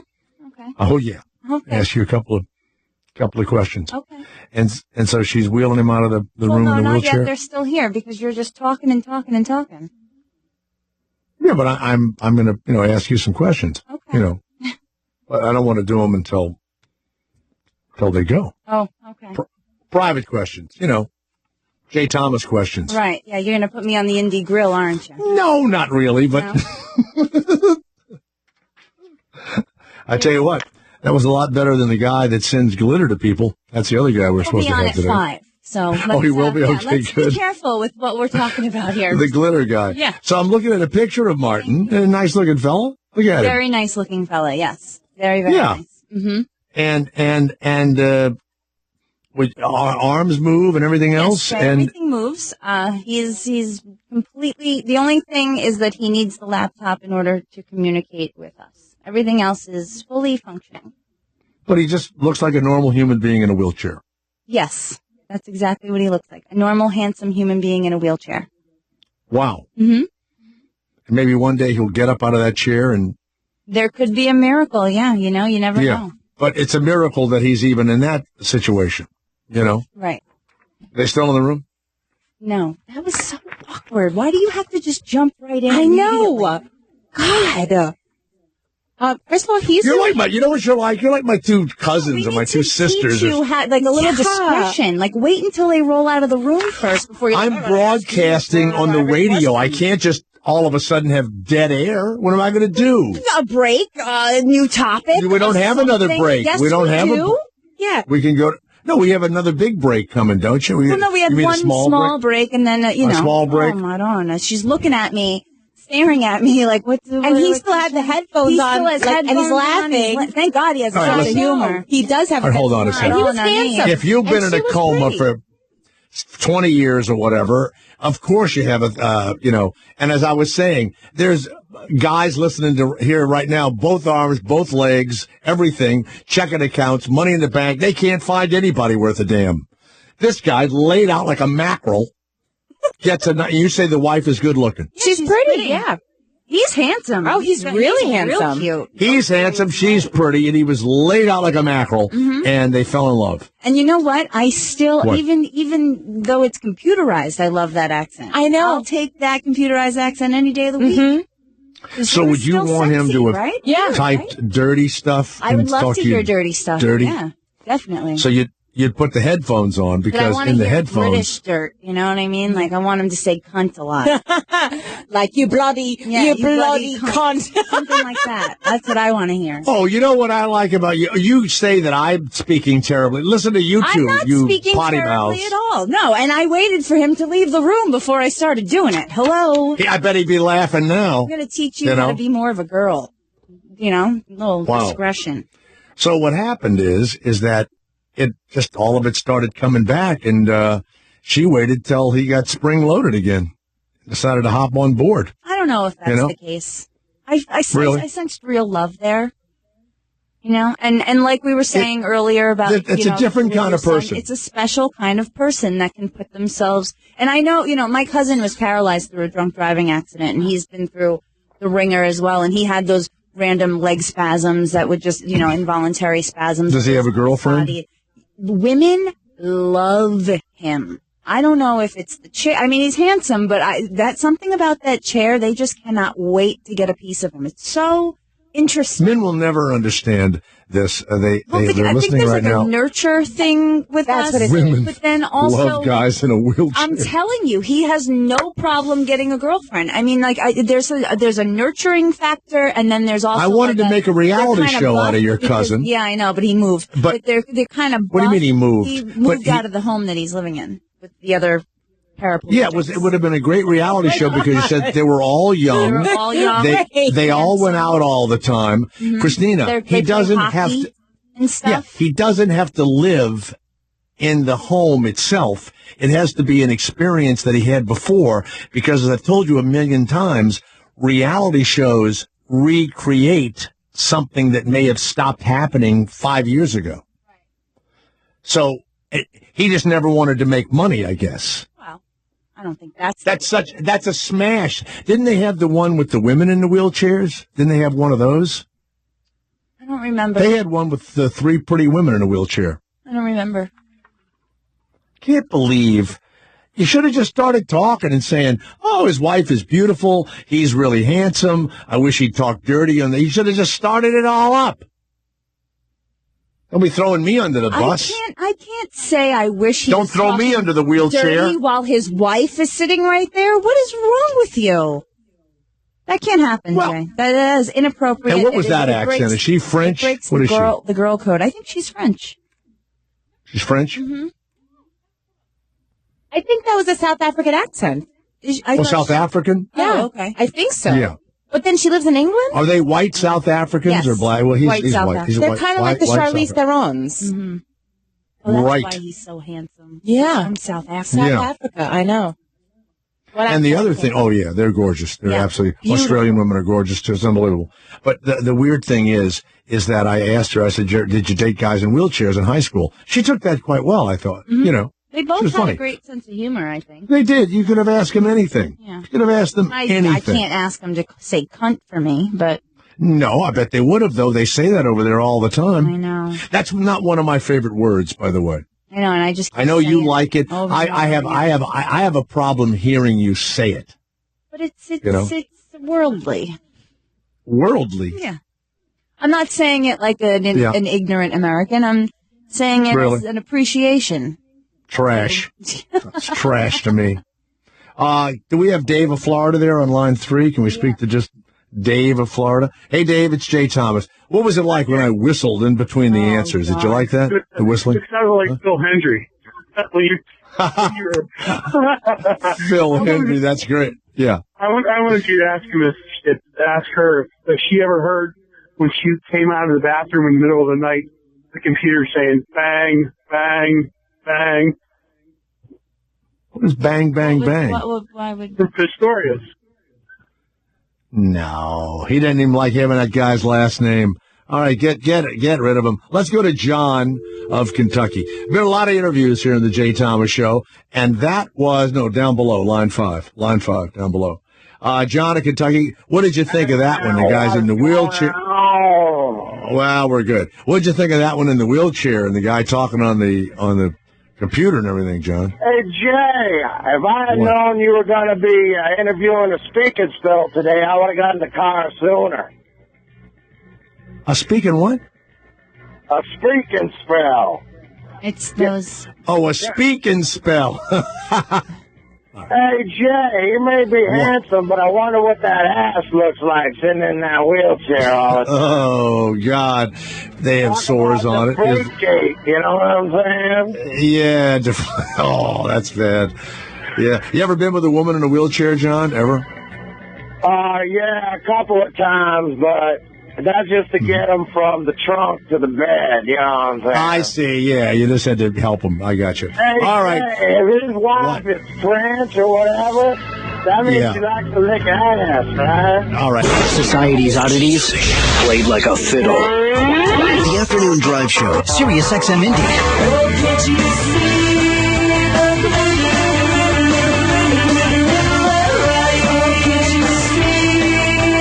Go to shipyourenemiesglitter.com.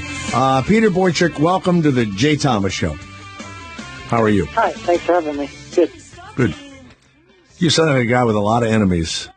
I guess I'm building got that. my list. You were picked on a lot as a kid, weren't you? Maybe. Yeah, I got you. But I'm glad. I like that. Let me tell you something. I find people that hate much more interesting than these do-gooders that like everybody and say, oh, I give everybody a real chance before I ever say anything bad about them and all that. I like the haters, man. I like people that have been picked on, teased. I was picked on. I was teased. I made a career out of defending myself verbally, okay? And this glitter thing, what I love about your ship your enemies glitter, whenever I'm in an office and somebody receives flowers and glitter and crap goes all over the place, it makes me want to puke. And I'm thinking, don't get that shit on me. So when did you start Ship Your Enemies Glitter, Peter Boychuk? Yeah, I actually bought it from someone that originally started about a week ago and have a week so far. You mean to tell me you've only owned Ship Your Enemies Glitter for 1 week? Yeah, and it's only been around for 2 to 3, I think. So somebody started it like a month or so ago, and they got sick of it? They got overwhelmed as one person, and it kind of got a lot more attention than they expected. Mm-hmm. What happened was the original owner begged. Has he been in a coma for 16 years and you're the wife and you're talking for him now? No. I think I'm interviewing him. He'll handle it. He can handle it. Now, look, Peter, you're going to have to have a little more energy if you're going to start selling this glitter to the point you need it. So this is a good practice interview for you, okay?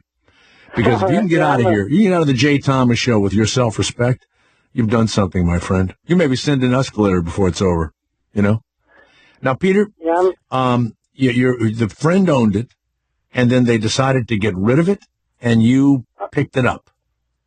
Right. Yep.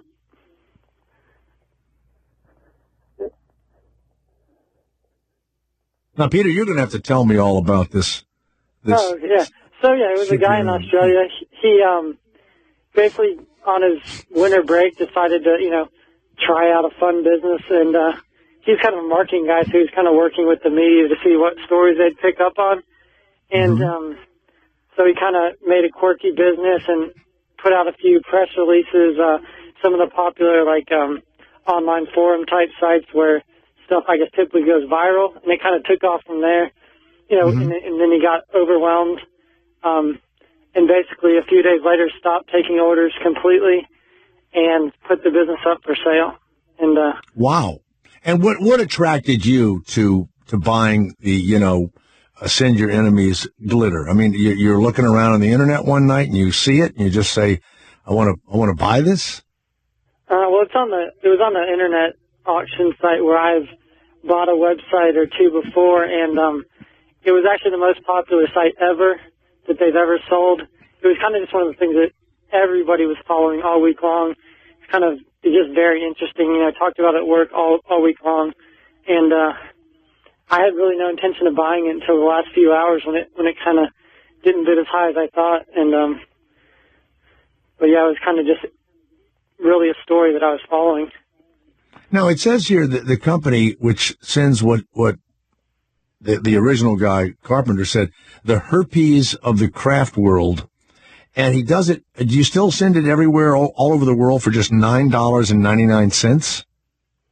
Yep, that's the base price. There's a few around $1 add-ons, but that's for a standard shipping. We're looking into maybe something more expedited with tracking that might bump the price up. But yeah, for $9.99, you can get a letter sent out for 50 cents to $1.50 anywhere.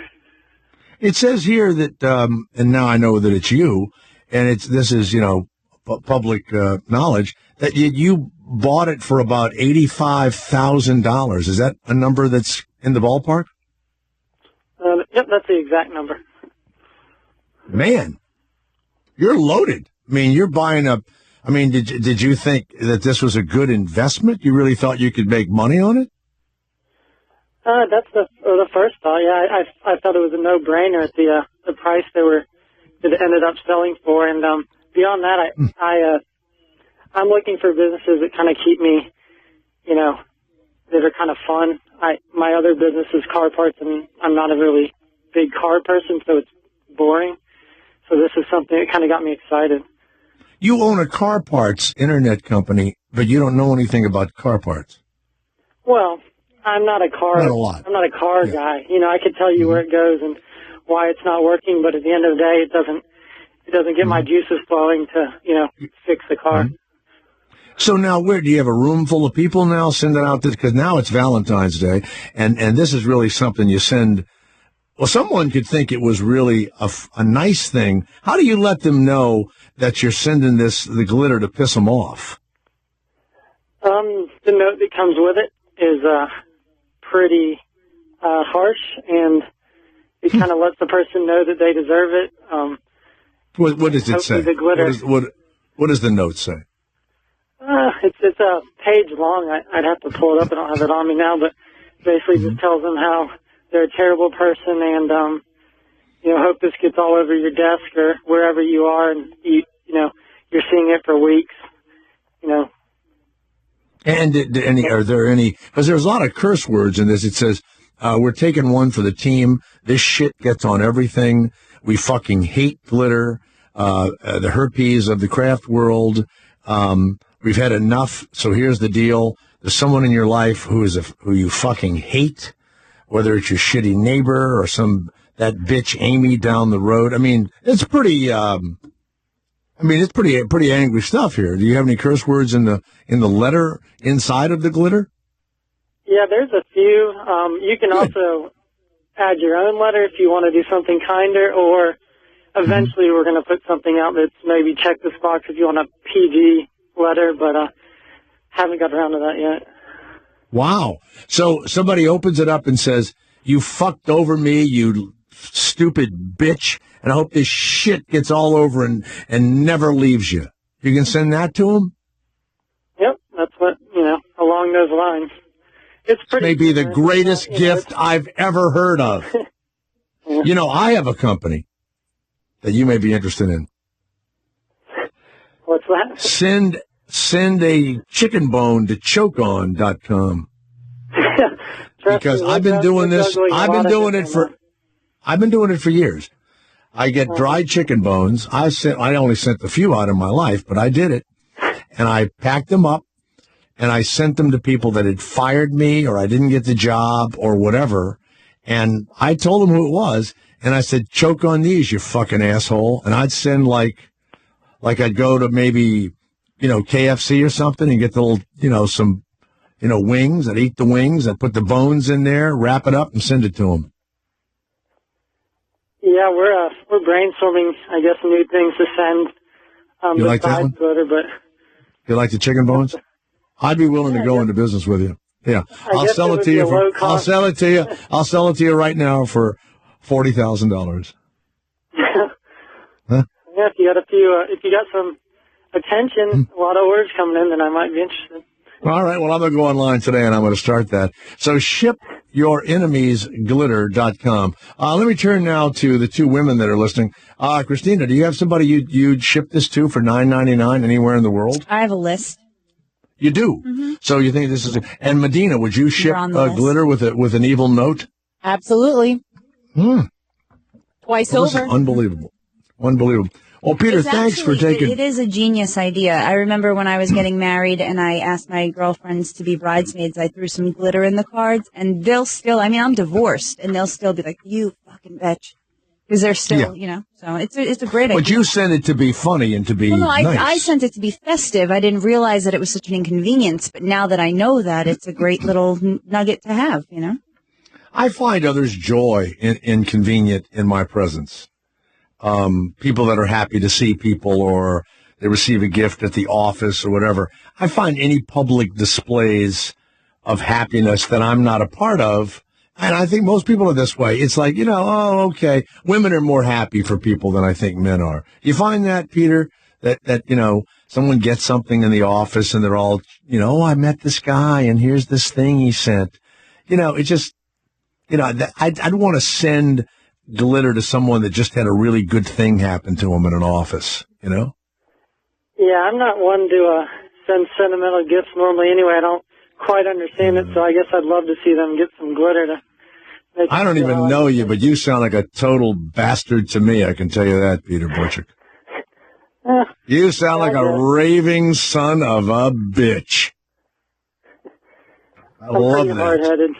I bet you are. You like to drink and smoke dope and hang out? I'll do it with you. Every night. Got it. Peter Borchik, the owner of shipyourенemiesglitter.com. All right, man, thanks very much, and happy Valentine's Day. Yeah, have a good one. Okay, Val. Bye-bye. Now, you two missed, this guy's a millionaire, multimillionaire, billionaire. What did we miss? What did we miss exactly? You missed the catch, is what you missed. What does he look Medina, like? you should call this guy. Who knows what he looks like? I cannot talk to that. My God. He seems wait a second. boring. You just had a woman that came in and fell in love with a guy who was laid out like a plank. He typed. Was laid out like a 2x4. This What's one's that? like pulling teeth. Yeah, this one, the one that can't talk, he at least wants to talk to. This one's like pulling teeth. I can't have that. He's shoving glitter up in his pants, Let him see it. He's super rich. And if he owns the car parts place that my brother and I have ordered stuff from, I mean, it's millions and millions of dollars. I mean, he's a genius for recognizing something really cool and profitable, so that's wonderful. He didn't come up with the idea himself, so I really, Can you imagine selling something that now a guy's going to make $1 million on, and you sold it for $85,000? $85,000. And the guy was so desperate to get rid of it. He was posting online, please stop sending orders. Because this guy bought it with orders already in place. The guy was begging them, please stop posting orders for this. Why didn't he get a room full of immigrants, give them envelopes and, tons of glitter, and have the immigrants fill the envelopes, slap a address on it with no return address, and that's it? I mean, how easy is that? All right, look, I pulled up a picture of him. If this is what he looks like, he's kind of cute. I'm about, maybe we should call him back. Medina, you are so horny. Look, is that him? I don't know.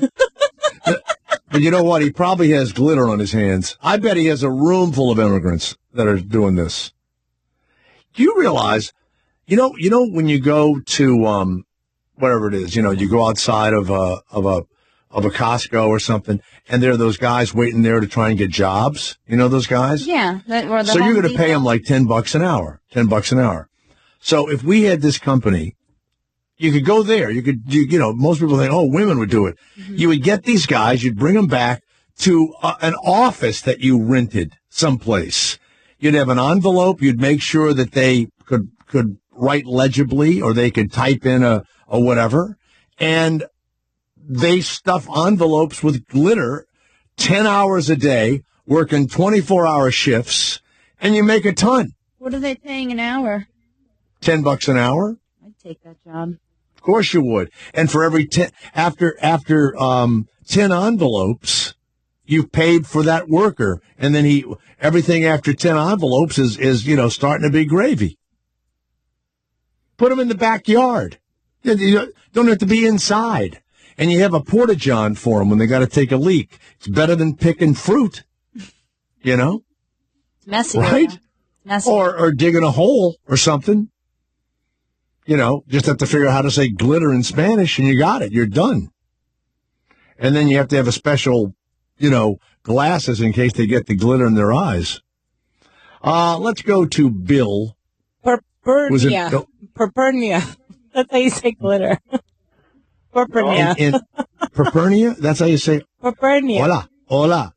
¿Qué tal? ¿De dónde Purnia? Where's the glitter? Yes, Bill. ¿De dónde Purnia? Hi, Jay. How you doing today? Yeah.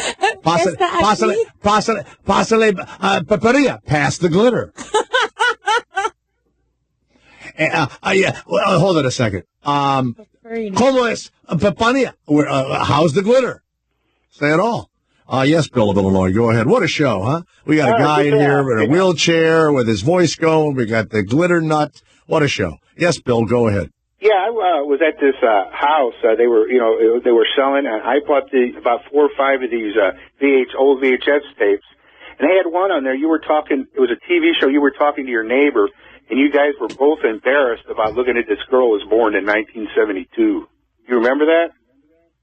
Is it a television show or real life? No, it was a television show. It was a larger black gentleman, and you guys were... Oh, no, that was an ABC show called Married People. Uh-huh. And it was a precursor to ABC since that show. Now, that was the show I was on that we would beat Seinfeld. Yeah, we'd beat Seinfeld. Unbelievable. And we did one season, and it was... you had a black couple that owned the building. Then you had Bess Armstrong and I were in our 30s, and we were the couple that lived in the middle. And then a really young couple lived on the top floor in like the attic or something. And it was generational, multi-generational, and it was multiracial, right? And so it was a funny show. Did you watch the episode? Do you have a VHS machine? Yeah, I have a VHS copy of it. Did you like it? Did it make you laugh? I liked it. I remember when it was on the first time, too. Mm-hmm, mm-hmm. It was like in the early 90s? Yeah, so then they cancel it. They cancel the show. And then for years after that, ABC kept trying to have these generational shows with the black couple, whatever. And, Modern Family is kind of like that. Yeah. And it was so... Now, I'll never know why that. I'll never know why Love and War was canceled. I'll never know. It's the oddest thing. It's like, it's like the producers argue was, I don't know what it was. But that was, hell, we were in the top 20. And so was Love and War. They were both in the top 20 when they were canceled. I know. Weird. Strange. Well, keep that. It's worthless, but keep it. Okay, I've never seen an episode of that show, ever. Great show. Are you going to be on a new Ray Donovan's, or? God, I hope so. I don't know. They don't like it. You know what? Why don't you burn a DVD of that and send it to Christina? Okay. Okay. Thanks a lot. All right. Bye-bye. Thanks. Put him on hold. I'm going to get. Let's go to Jeff in Minnesota. Yes, Jeff. It's Jay Thomas. Go ahead. Line 2. Thank you. Hey, how you doing today? Good. I was just going to tell you, I had a relationship with a woman that was paralyzed, like from the neck up for a while. All right, get rid of him. Get rid of him. He said neck up.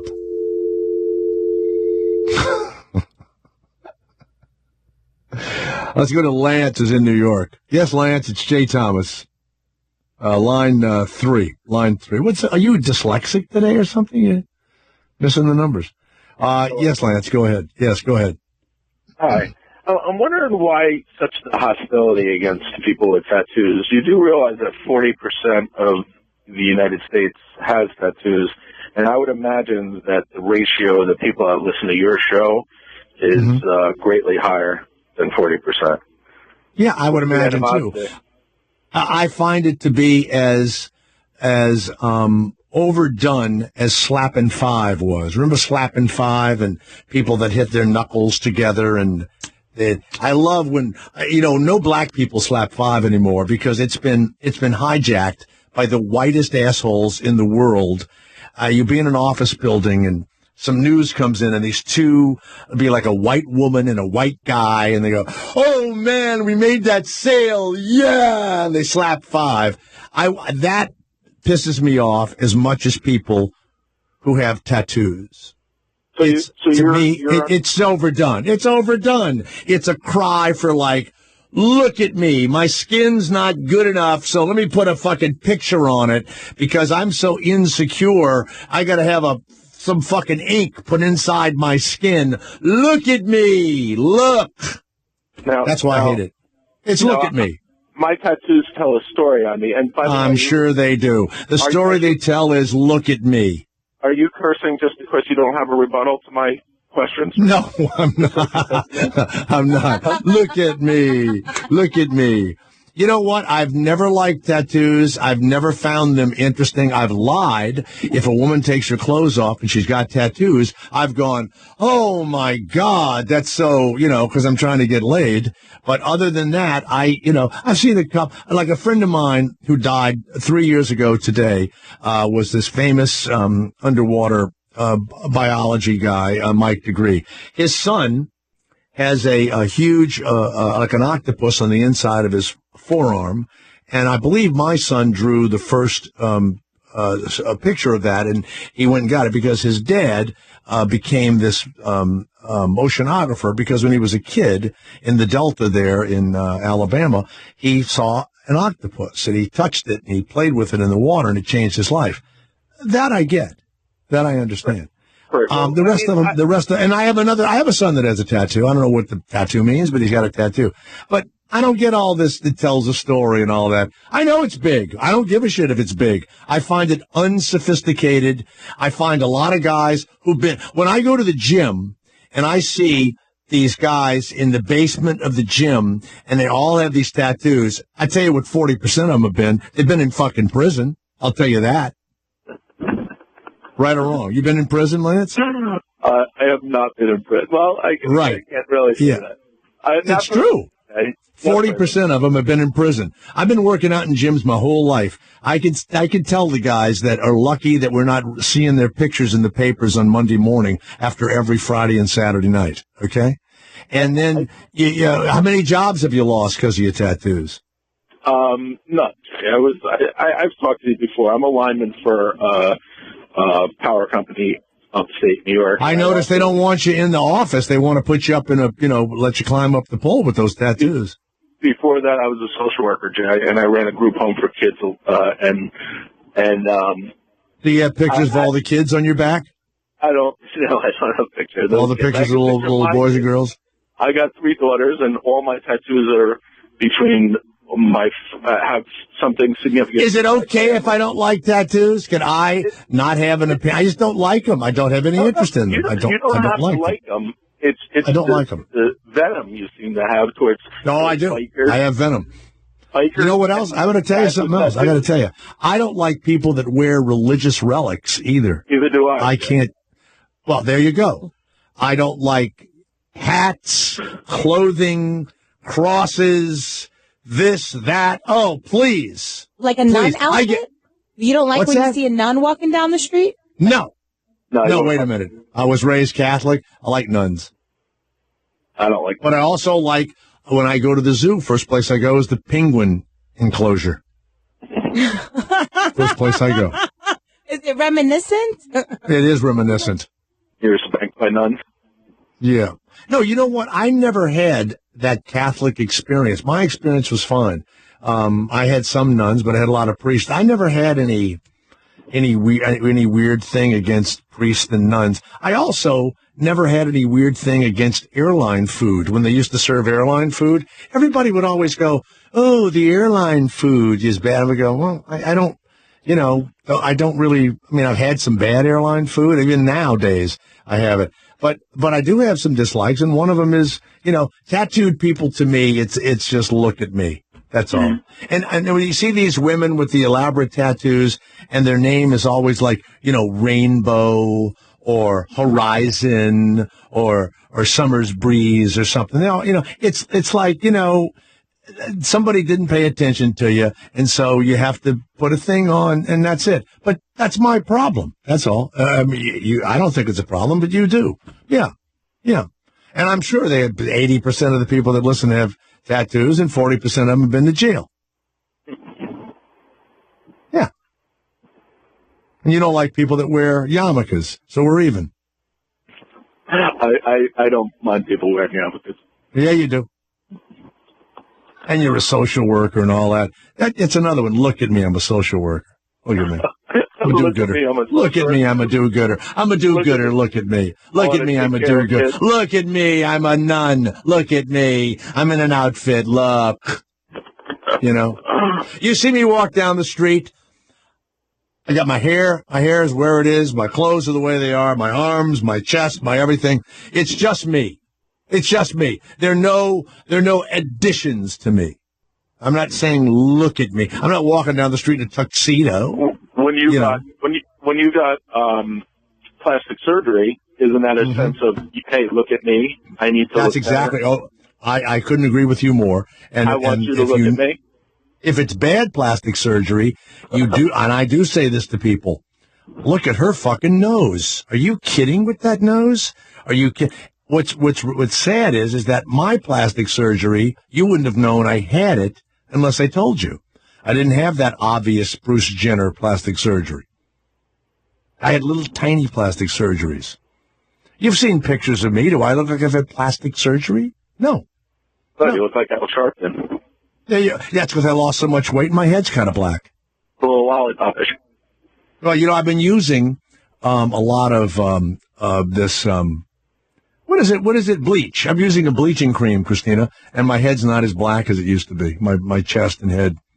And I don't go in the sun anymore. Gloves for that? How are you applying that? Bleaching cream? No, I just put it on. It's vitamin A or something, isn't it? I don't know. You should wash your hands Lance. afterwards. Your Hope hands you don't are fall off the line. All right, see you later. Let's go to Rick, who is in Atlanta, Georgia. Yes, Rick. Jay Thomas here, yes. Yeah, Jay, are you aware Black Sails is back on the air? I am, and I'll tell you something. I'm watching every season of Downton Abbey with my wife because she wants to see all of it. So we're watching the new one, and then Game of Thrones will come on soon, and I'm saving Black Sails so that my life can just continue watching things. It's excellent. This season's been really good. That's my favorite show. That's one of my favorite shows. And I'm really into Downton Abbey is such a fruity fucking soap opera, but I love it. I absolutely love it. And, I do like it. I'll throw that your way. I didn't know if you were aware that it was back on or not, because I know. Yeah, it started on January the 27th, right? I am aware of it. I got it all, I would have been more successful had it not been for episodic TV that I must watch. Have you watched Banshee? I don't like stuff like that. I watch nothing that's scary. I don't watch Banshee. I couldn't watch. I don't watch anything. Walking Dead. I don't watch anything like. I don't even like I don't like the cop shows. I've tried to watch, Breaking Bad, and Brian's a great actor, and it's a good show. It's not a genre I enjoy. I really, I love I love the pirate thing. Love the pirate thing. And I love really good soap opera, kind of like romantic, dramatic shows. And I like stories about families. The worst show on television that is going off now, which ruined one of the best movies I ever saw, the TV show Parenthood, is the worst piece of shit I've ever had the misfortune of trying to watch. Who made the voice? I tried to watch it on Netflix. And then I just found out that it is over now. But you can watch it. No, I know, but I thought that it would have been running longer. I don't know. But no. You know what? It was canceled early. It's boring as shit. I don't know why they kept it on. The whole thing just bummed me out. I didn't really know what I was in store for. No, it's awful. It kind of plays along the Parenthood movie with Steve Martin, certain things. Not really, but they have the characters. But then it's just like they punch you in the face with it. Like, And there's a woman in it that was on Gilmore Girls, which I also hated. And that actress, whatever her name is, when I tell you Rich, and I don't know her name. Most people don't know her name. And she's got a big TV queue. And if she's in some kind of family drama, and she is a good actress and all that, and I see these people, it's like, what's her name? Lauren Graham. Loaded. Worth millions. You know who else is worth millions? The woman that played Martin Lawrence's wife on his TV show, and then went on to play somebody else's wife on another TV, and she even sued Martin Lawrence. Did you know that? She sued him for sexual harassment or some nonsense, I think. Tisha Campbell Martin. Loaded. Millions. She did 2 giant shows as somebody or other's wife, and if I'm mistaken, I apologize. I think she sued him for something or other. Did she? Rich. And there are these people, you don't know their names, and they just keep working, and they're just, and then they've got a thing in the, somewhere in a file somewhere. Oh, if you put her in a thing, that's it. No, I didn't like that show. She's worth $15 million. No, if they say that on the internet, double it. Really? Double it. Oh, sure. They say I'm worth nothing on the internet. I laughed at what they said I was worth. Okay. I went like this. Ha, ha, ha, ha. What did they say, 3 million or something like that? I'll tell you right now. 3 million. 3 million. So you're worth 6 million? Easily. The 3 million might be what, property or something. They would have no way of knowing what anybody is really worth because that's not public knowledge. No, so they wouldn't know. You'd have to know what is my retirement? What money do I have invested? Where do I have invested? They know that by property owned. So she probably owns $15 million of property or something, I might own $3 million worth of property. That's the only thing they could find. Maybe they could find a tax return or something, but I don't even know that that's readily available. I don't know where they get their numbers from. I don't know. Or they go by salaries you made over a period of time and all that, but it's way the hell off. You can bet she's worth $30 million. Well, that's 30 million more than me. Yeah, that's why people go on it, I've worked a long time. I deserve to have whatever the fuck I have. Yeah, no, congratulations. I know you are. Yeah, thanks. Probably after I paid all my debts, I could probably come up with $6 million in cash. Something like that, to pay all my debts off. I owe everybody. I owe every bank in America. I own them all. My accountant's always going, why are you buying that? I go, I don't know. I'm hoping I outlive. I hope that I die before the mortgages come, Let my family deal with it. That's nice of you. Now, when I die, the mortgages are pretty much paid off. I hate thinking about that, but sometimes when I get in a plane, I think, well, let's see.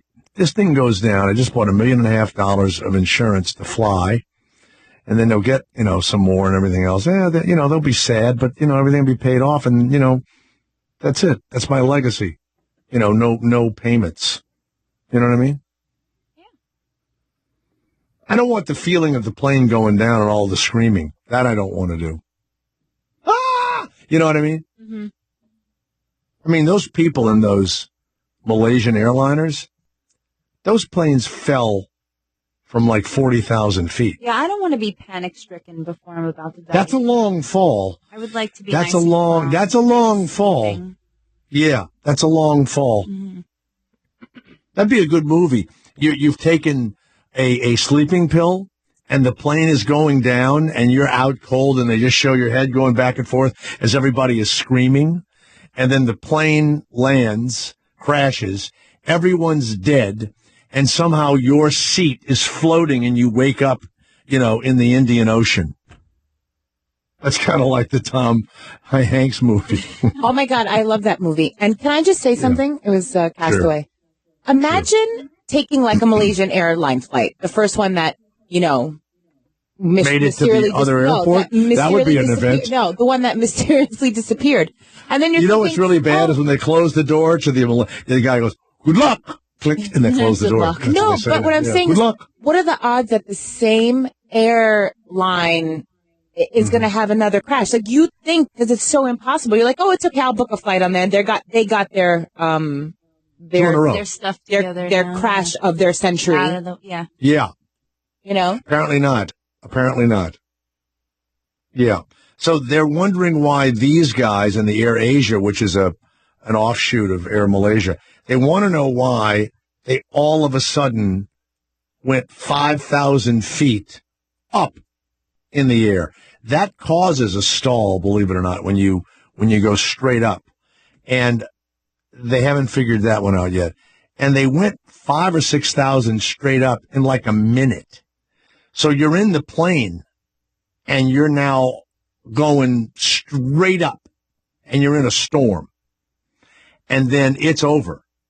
And so now they went up to 40,000 feet. They're at 32,000. They went up to 38,000. And then see you later, they fell 38,000 feet. Holy shit. That's a long fall. Now, the other airliner, I'm almost positive, and I never say stuff like this, I'm almost positive that the United States government shot the Air Malaysia flight down. Wait, this wasn't another Malaysian flight? It was Air Asia. I'm so sorry. No, it's the same company. It's the same company, though, right? It's the same company, yeah. Oh, I was going to say. I do believe that first flight, something weird was going on, and they were heading for that, whatever it is, something Diego Island out there. We have all of this super shit all over the world that we pay billions of dollars to keep these, air bases and everything, I mean, that's why we're in Saudi Arabia. We have, troops there. We have, air. And then at this island and whatever that ocean is out there, we have this huge secret, armed forces base. And this plane was heading right for it. I think we disintegrated that plane. I mean, they hit it with something that there was like, minuscule pieces of humanity left and plane. I never thought I would say, and it's not even a conspiracy. The fact that this plane was found within 2 or 3 days, they are still looking for any signs of the first Malaysian airliner. It's been a year? Months? I don't know. That thing was heading for, they think maybe that pilot was heading out there to do some damage. Yeah, I believe that. I don't know what it's something Diego Island. I don't know what it is. Let's go to Bill, who's in West Virginia. Yes, Bill, it's Jay Thomas. Yes. Hey, how are you, Jack? I'm the same. You're saying? All day, every day, pretty much. Yeah. I was telling this guy calling about tattoos. I don't have any tattoos, for full disclosure, but I do miss them in my bar going days. When the girls came there for tattoos, it was kind of like the NASCAR cars, at the racetrack. Thank you. The way they had the tattoos kind of advertised what they were, how easy they were, I guess, to... Did you ever meet a really, really wonderful, nice girl that you were going to bring home to your mom and dad who had tattoos? Absolutely not. Me neither. They, my even the ones with all of the decorative tattoos, the ones that were red and purple and everything else, and all of that stuff. And the only couple that I know that's fully tatted, married, and have 2 wonderful children. They were both heroin addicts, and they met in rehab, and they are a success story, and they are wonderful people, and they are totally tatted up. And both of them, when you talk to them and they look at the tats and everything else, it was about kind of how fucked up they were for most of their lives, and heroin and the whole fucking deal. And, I don't think their kids are going to get them, but, so there's a lot of that. But you're right about women with tattoos. Now, of course, it's kind of decorative. What I love is the guys that put tattoos on women on their necks that were supposed to be in Chinese, and it doesn't say whatever the woman thought it said. It says, fuck you, Yankee, or asshole, or I'm an idiot, or whatever. And there are just millions of people walking around with I'm an asshole in Chinese on their neck. Right. And that makes me laugh. Right. My favorite one was if a girl had the traditional either Confederate flag on her boob or her back, you knew she was a freak. Well, one night I went, I was with my buddy Rodney, and we went to Stillwater, Oklahoma to go noodling for, those big catfish where you go in the water and you put your hands in there and basically the catfish tries to swallow your arm and you pull it out. You've seen that, right? Right. So I go with Rodney, and it was horrifying. The damn thing bit the shit out of me. I hated it. Rodney pulled a bicep muscle. I think it's still online. Jay Thomas and Rodney Conover noodling. You can see it. So after we do all this, they fried up the catfish. And when we ate it, the catfish tasted like the muddy shit water that we were in. It was terrible. And we go to this bar with him, and the guy and his wife are there, and he's the guy that is a guide and does it and everything else. And so everybody gets drunk. We're all drunked up in Stillwater. And the guy says, hey, you want to see my wife's tattoo? She has a tattoo of a little skunk on the inside of her leg. And everybody starts laughing.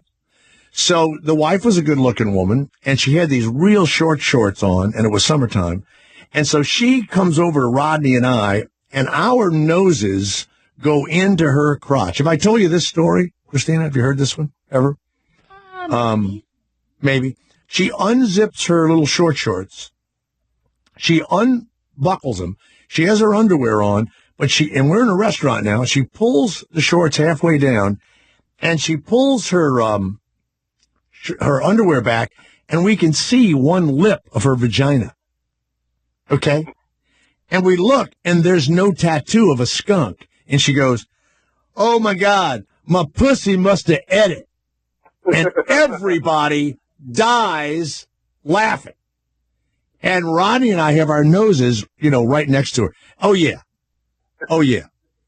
I mean, she didn't have a tattoo, but that was her big joke. So, yeah, you're right. Well, thank you, Bill of West Virginia. Thank you. Thank you very much.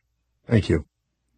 Let's go to David of Idaho, who actually has stats on tats. Go ahead, David. What are the stats? All right. Well, the guy that decided he was going to call you up and tell you that 40% of people have tattoos, it's always great when they want to give you the stats that they want to give you, but the 40% is only 23 to 40-year-old males. Okay? There's 18% of Americans have tattoos. That's the latest figure in 2013. And he said that about 60% of the listeners to Sirius XM have tattoos. That's what I have to assume that your audience listening is probably 35 and up, or your average age is 35 and up. But I have 35 and up, and they have tattoos. Right. Well, I had a couple of things that I was going to ask you the last couple of times, and I'll make this real quick. You have one show that you have these nice-sounding women on, and then it seems like once in a while I hear you on the other show with a guy that's about 120 years old, that you really clown every time he wants to say something, and you tell him to shut up. What's the difference in your two shows? I'm just trying to figure out. Ira the Weatherman, he's not. You're a new listener to this show, I take it, David. So is it just one show that he's not there all the time? No, he's on. He'll been my friend forever. As well. He'll be on this show tomorrow, and then he's on our Friday Howard 101 show. Yeah, he's Ira the Weatherman. He's not 120. He's an older gentleman, but he's kind of a savant. He knows the weather, and he knows how to play the penny slots and everything about radio. He knows everything about radio, right? But probably 80% of the reason I listen to it is because he gets so excited he wants to say something. And I don't even think you realize it, but you're telling him to shut up 80% of the show. And, cause he's jumping in at the wrong time. Well, I'm going to stop doing that. I'm going to stop doing that. I do enjoy your show because I'm not going to tell him to shut up again. I do enjoy your show because you've got to be one of the dumbest guys maybe in the face of the earth. And when you offer your opinion, it just makes me laugh over and over and over. But I'm not going to get into all that. You want to hear something? I take that as a compliment. Because I know. That's fine. If you still listen, and yet everything I say is completely stupid, think about that for a second. I usually would turn someone like that off, but the fact that you continue, are you just trying to see how many years I can make it being as stupid as I am? I just can't figure you out because you like that Abington Downey show or whatever it's called. Downton Abbey. Downton Abbey. Not Abington Downey. No, not Abington Downey. No, that's not it. It's Downton Abbey. I love that show. Yeah. I probably get Abington Down syndrome, but anyway. But I also like Black Sails, Game of Thrones. I like those shows. Sure. Yeah, you'll throw out these masculine alpha things for half the show, but then you'll say that you like a show like that. I just get a kick out of it, but now, here's the best thing that I wanted to call about, and I'll get off the phone. That I don't like tattoos either. I think they're repulsive on women. But if there's a shot at getting laid, you see one of the tattoos, or they say they have it on their back or on their leg. Oh, yeah. You know, that is my move. I'll act like I love it. I can't wait to see it. And I'll compliment them on it, even no matter how trash it looks. But so you think I'm dumb? You think I'm dumb? That's what's dumb. Women who have tattoos who think that when they meet a guy, except for other guys with tattoos, when they meet a guy without tattoos, which is, as you say now, is 90% of the population, when they meet a guy without tattoos who acts like they think the tattoo is cool. You're right. That's I'd dumb. like you to come to Baltimore, where I've been living for the last 20 years, so that you can see that about 45% of the white females in Baltimore have them on their neck. And it's the most disgusting thing that you've ever seen. 45% of the white females in Baltimore have tattoos on their neck. On their neck, Jay. On their neck. Well, southern Baltimore anyway. You know, the lower end of the city, the southern part. 40% of the women have them on their neck, and it's disgusting. It's gross. The only way that I would ever have a tattoo, the only way, is if I was black. You are black, aren't you? Well, close to. But a black person with tattoos is like getting a brown crayon and drawing pictures on brown paper, because they're subtle, and you have to really look and go, oh, you know, or maybe they use really, really, really dark black ink or whatever. But for me, on white skin, with the thing just blaring out, every guy who is Hispanic or who is white in this area in Central California, where I live most of the time, or in New Orleans, who was arrested, filled with fucking tattoos. And so I'm going to tell you something. If that's really what I envision tattoos to be, or you said that about women, whether these statistics are true or not, that really is what people think. And I really don't ever want to join a group of individuals that bad things are thought of. I would have to agree with the stat that 85% of people with tattoos on their neck have to have been or are heroin addicts. Because why else would you put a tattoo on your neck if you decide that you don't ever want to have a job that's going to pay more than $8 an hour? I mean, well, David, it's wonderful you called, and I was able to drag you down to my level. I looked and we're both up on the internet, and I saw what part you played in Cheers, and I used to like that role. You did a great job on that. All right, you know what, David? I got to go. I got to leave now. I got to go. It's over. All right, thank you. Bye-bye. It's the Jay Thomas Show. Jay Thomas. A great way to waste 3 hours. The Afternoon Drive Show. On Indy. Sirius XM. Indy.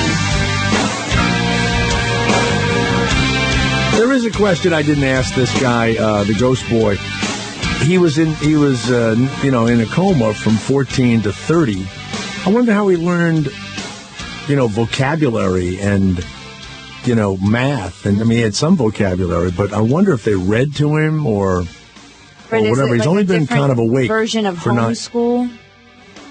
No, they would have had to read to him while he was knocked out. It's like a different version of homeschool. I mean, you have a tutor at home that reads and just kind of fills your head with information because you can't. So you just sit there and read a math book to him while he's knocked out. Let's go to Philip, who is in Las Vegas. Yes, Philip, it's Jay Thomas. Go ahead. Hey, Jay, how you doing? Good. Thank you. Let me ask you something I know you would know, man. You're talking about actors. Years ago, that Clint Eastwood, he used to put his girlfriend, that Sandra Lock, in all his movies and everything. Right. And then they had a breakup, and he got blacklisted her in Hollywood. Well, wait a second. No, wait a second. She did a movie that she directed and produced called Rat Boy. Do you remember that? No, I don't. Oh, and she was nuts for this movie, Rat Boy. And everyone in Hollywood started, and he helped produce it and everything else. And they were never the same after Rat Boy didn't make any money or whatever. And yeah, he's weird with the women. And then I know a woman he was with for years. But yeah, and then he had the wife that was the news announcer in Carmel, California. Yeah. So he was mayor. He's weird with women. Well, look, Philip, we'll do it tomorrow. You got to do it tomorrow. I'm done. I'll call you at home later, Phil. Okay? You're calling Phil at home. Yeah. Phil and I talk a lot, by the way. Who are your pals? Phil. You know who I sound like right now? Kevin Meaney. He says stupid stuff like that. All right. Remember, God bless America and nowhere else.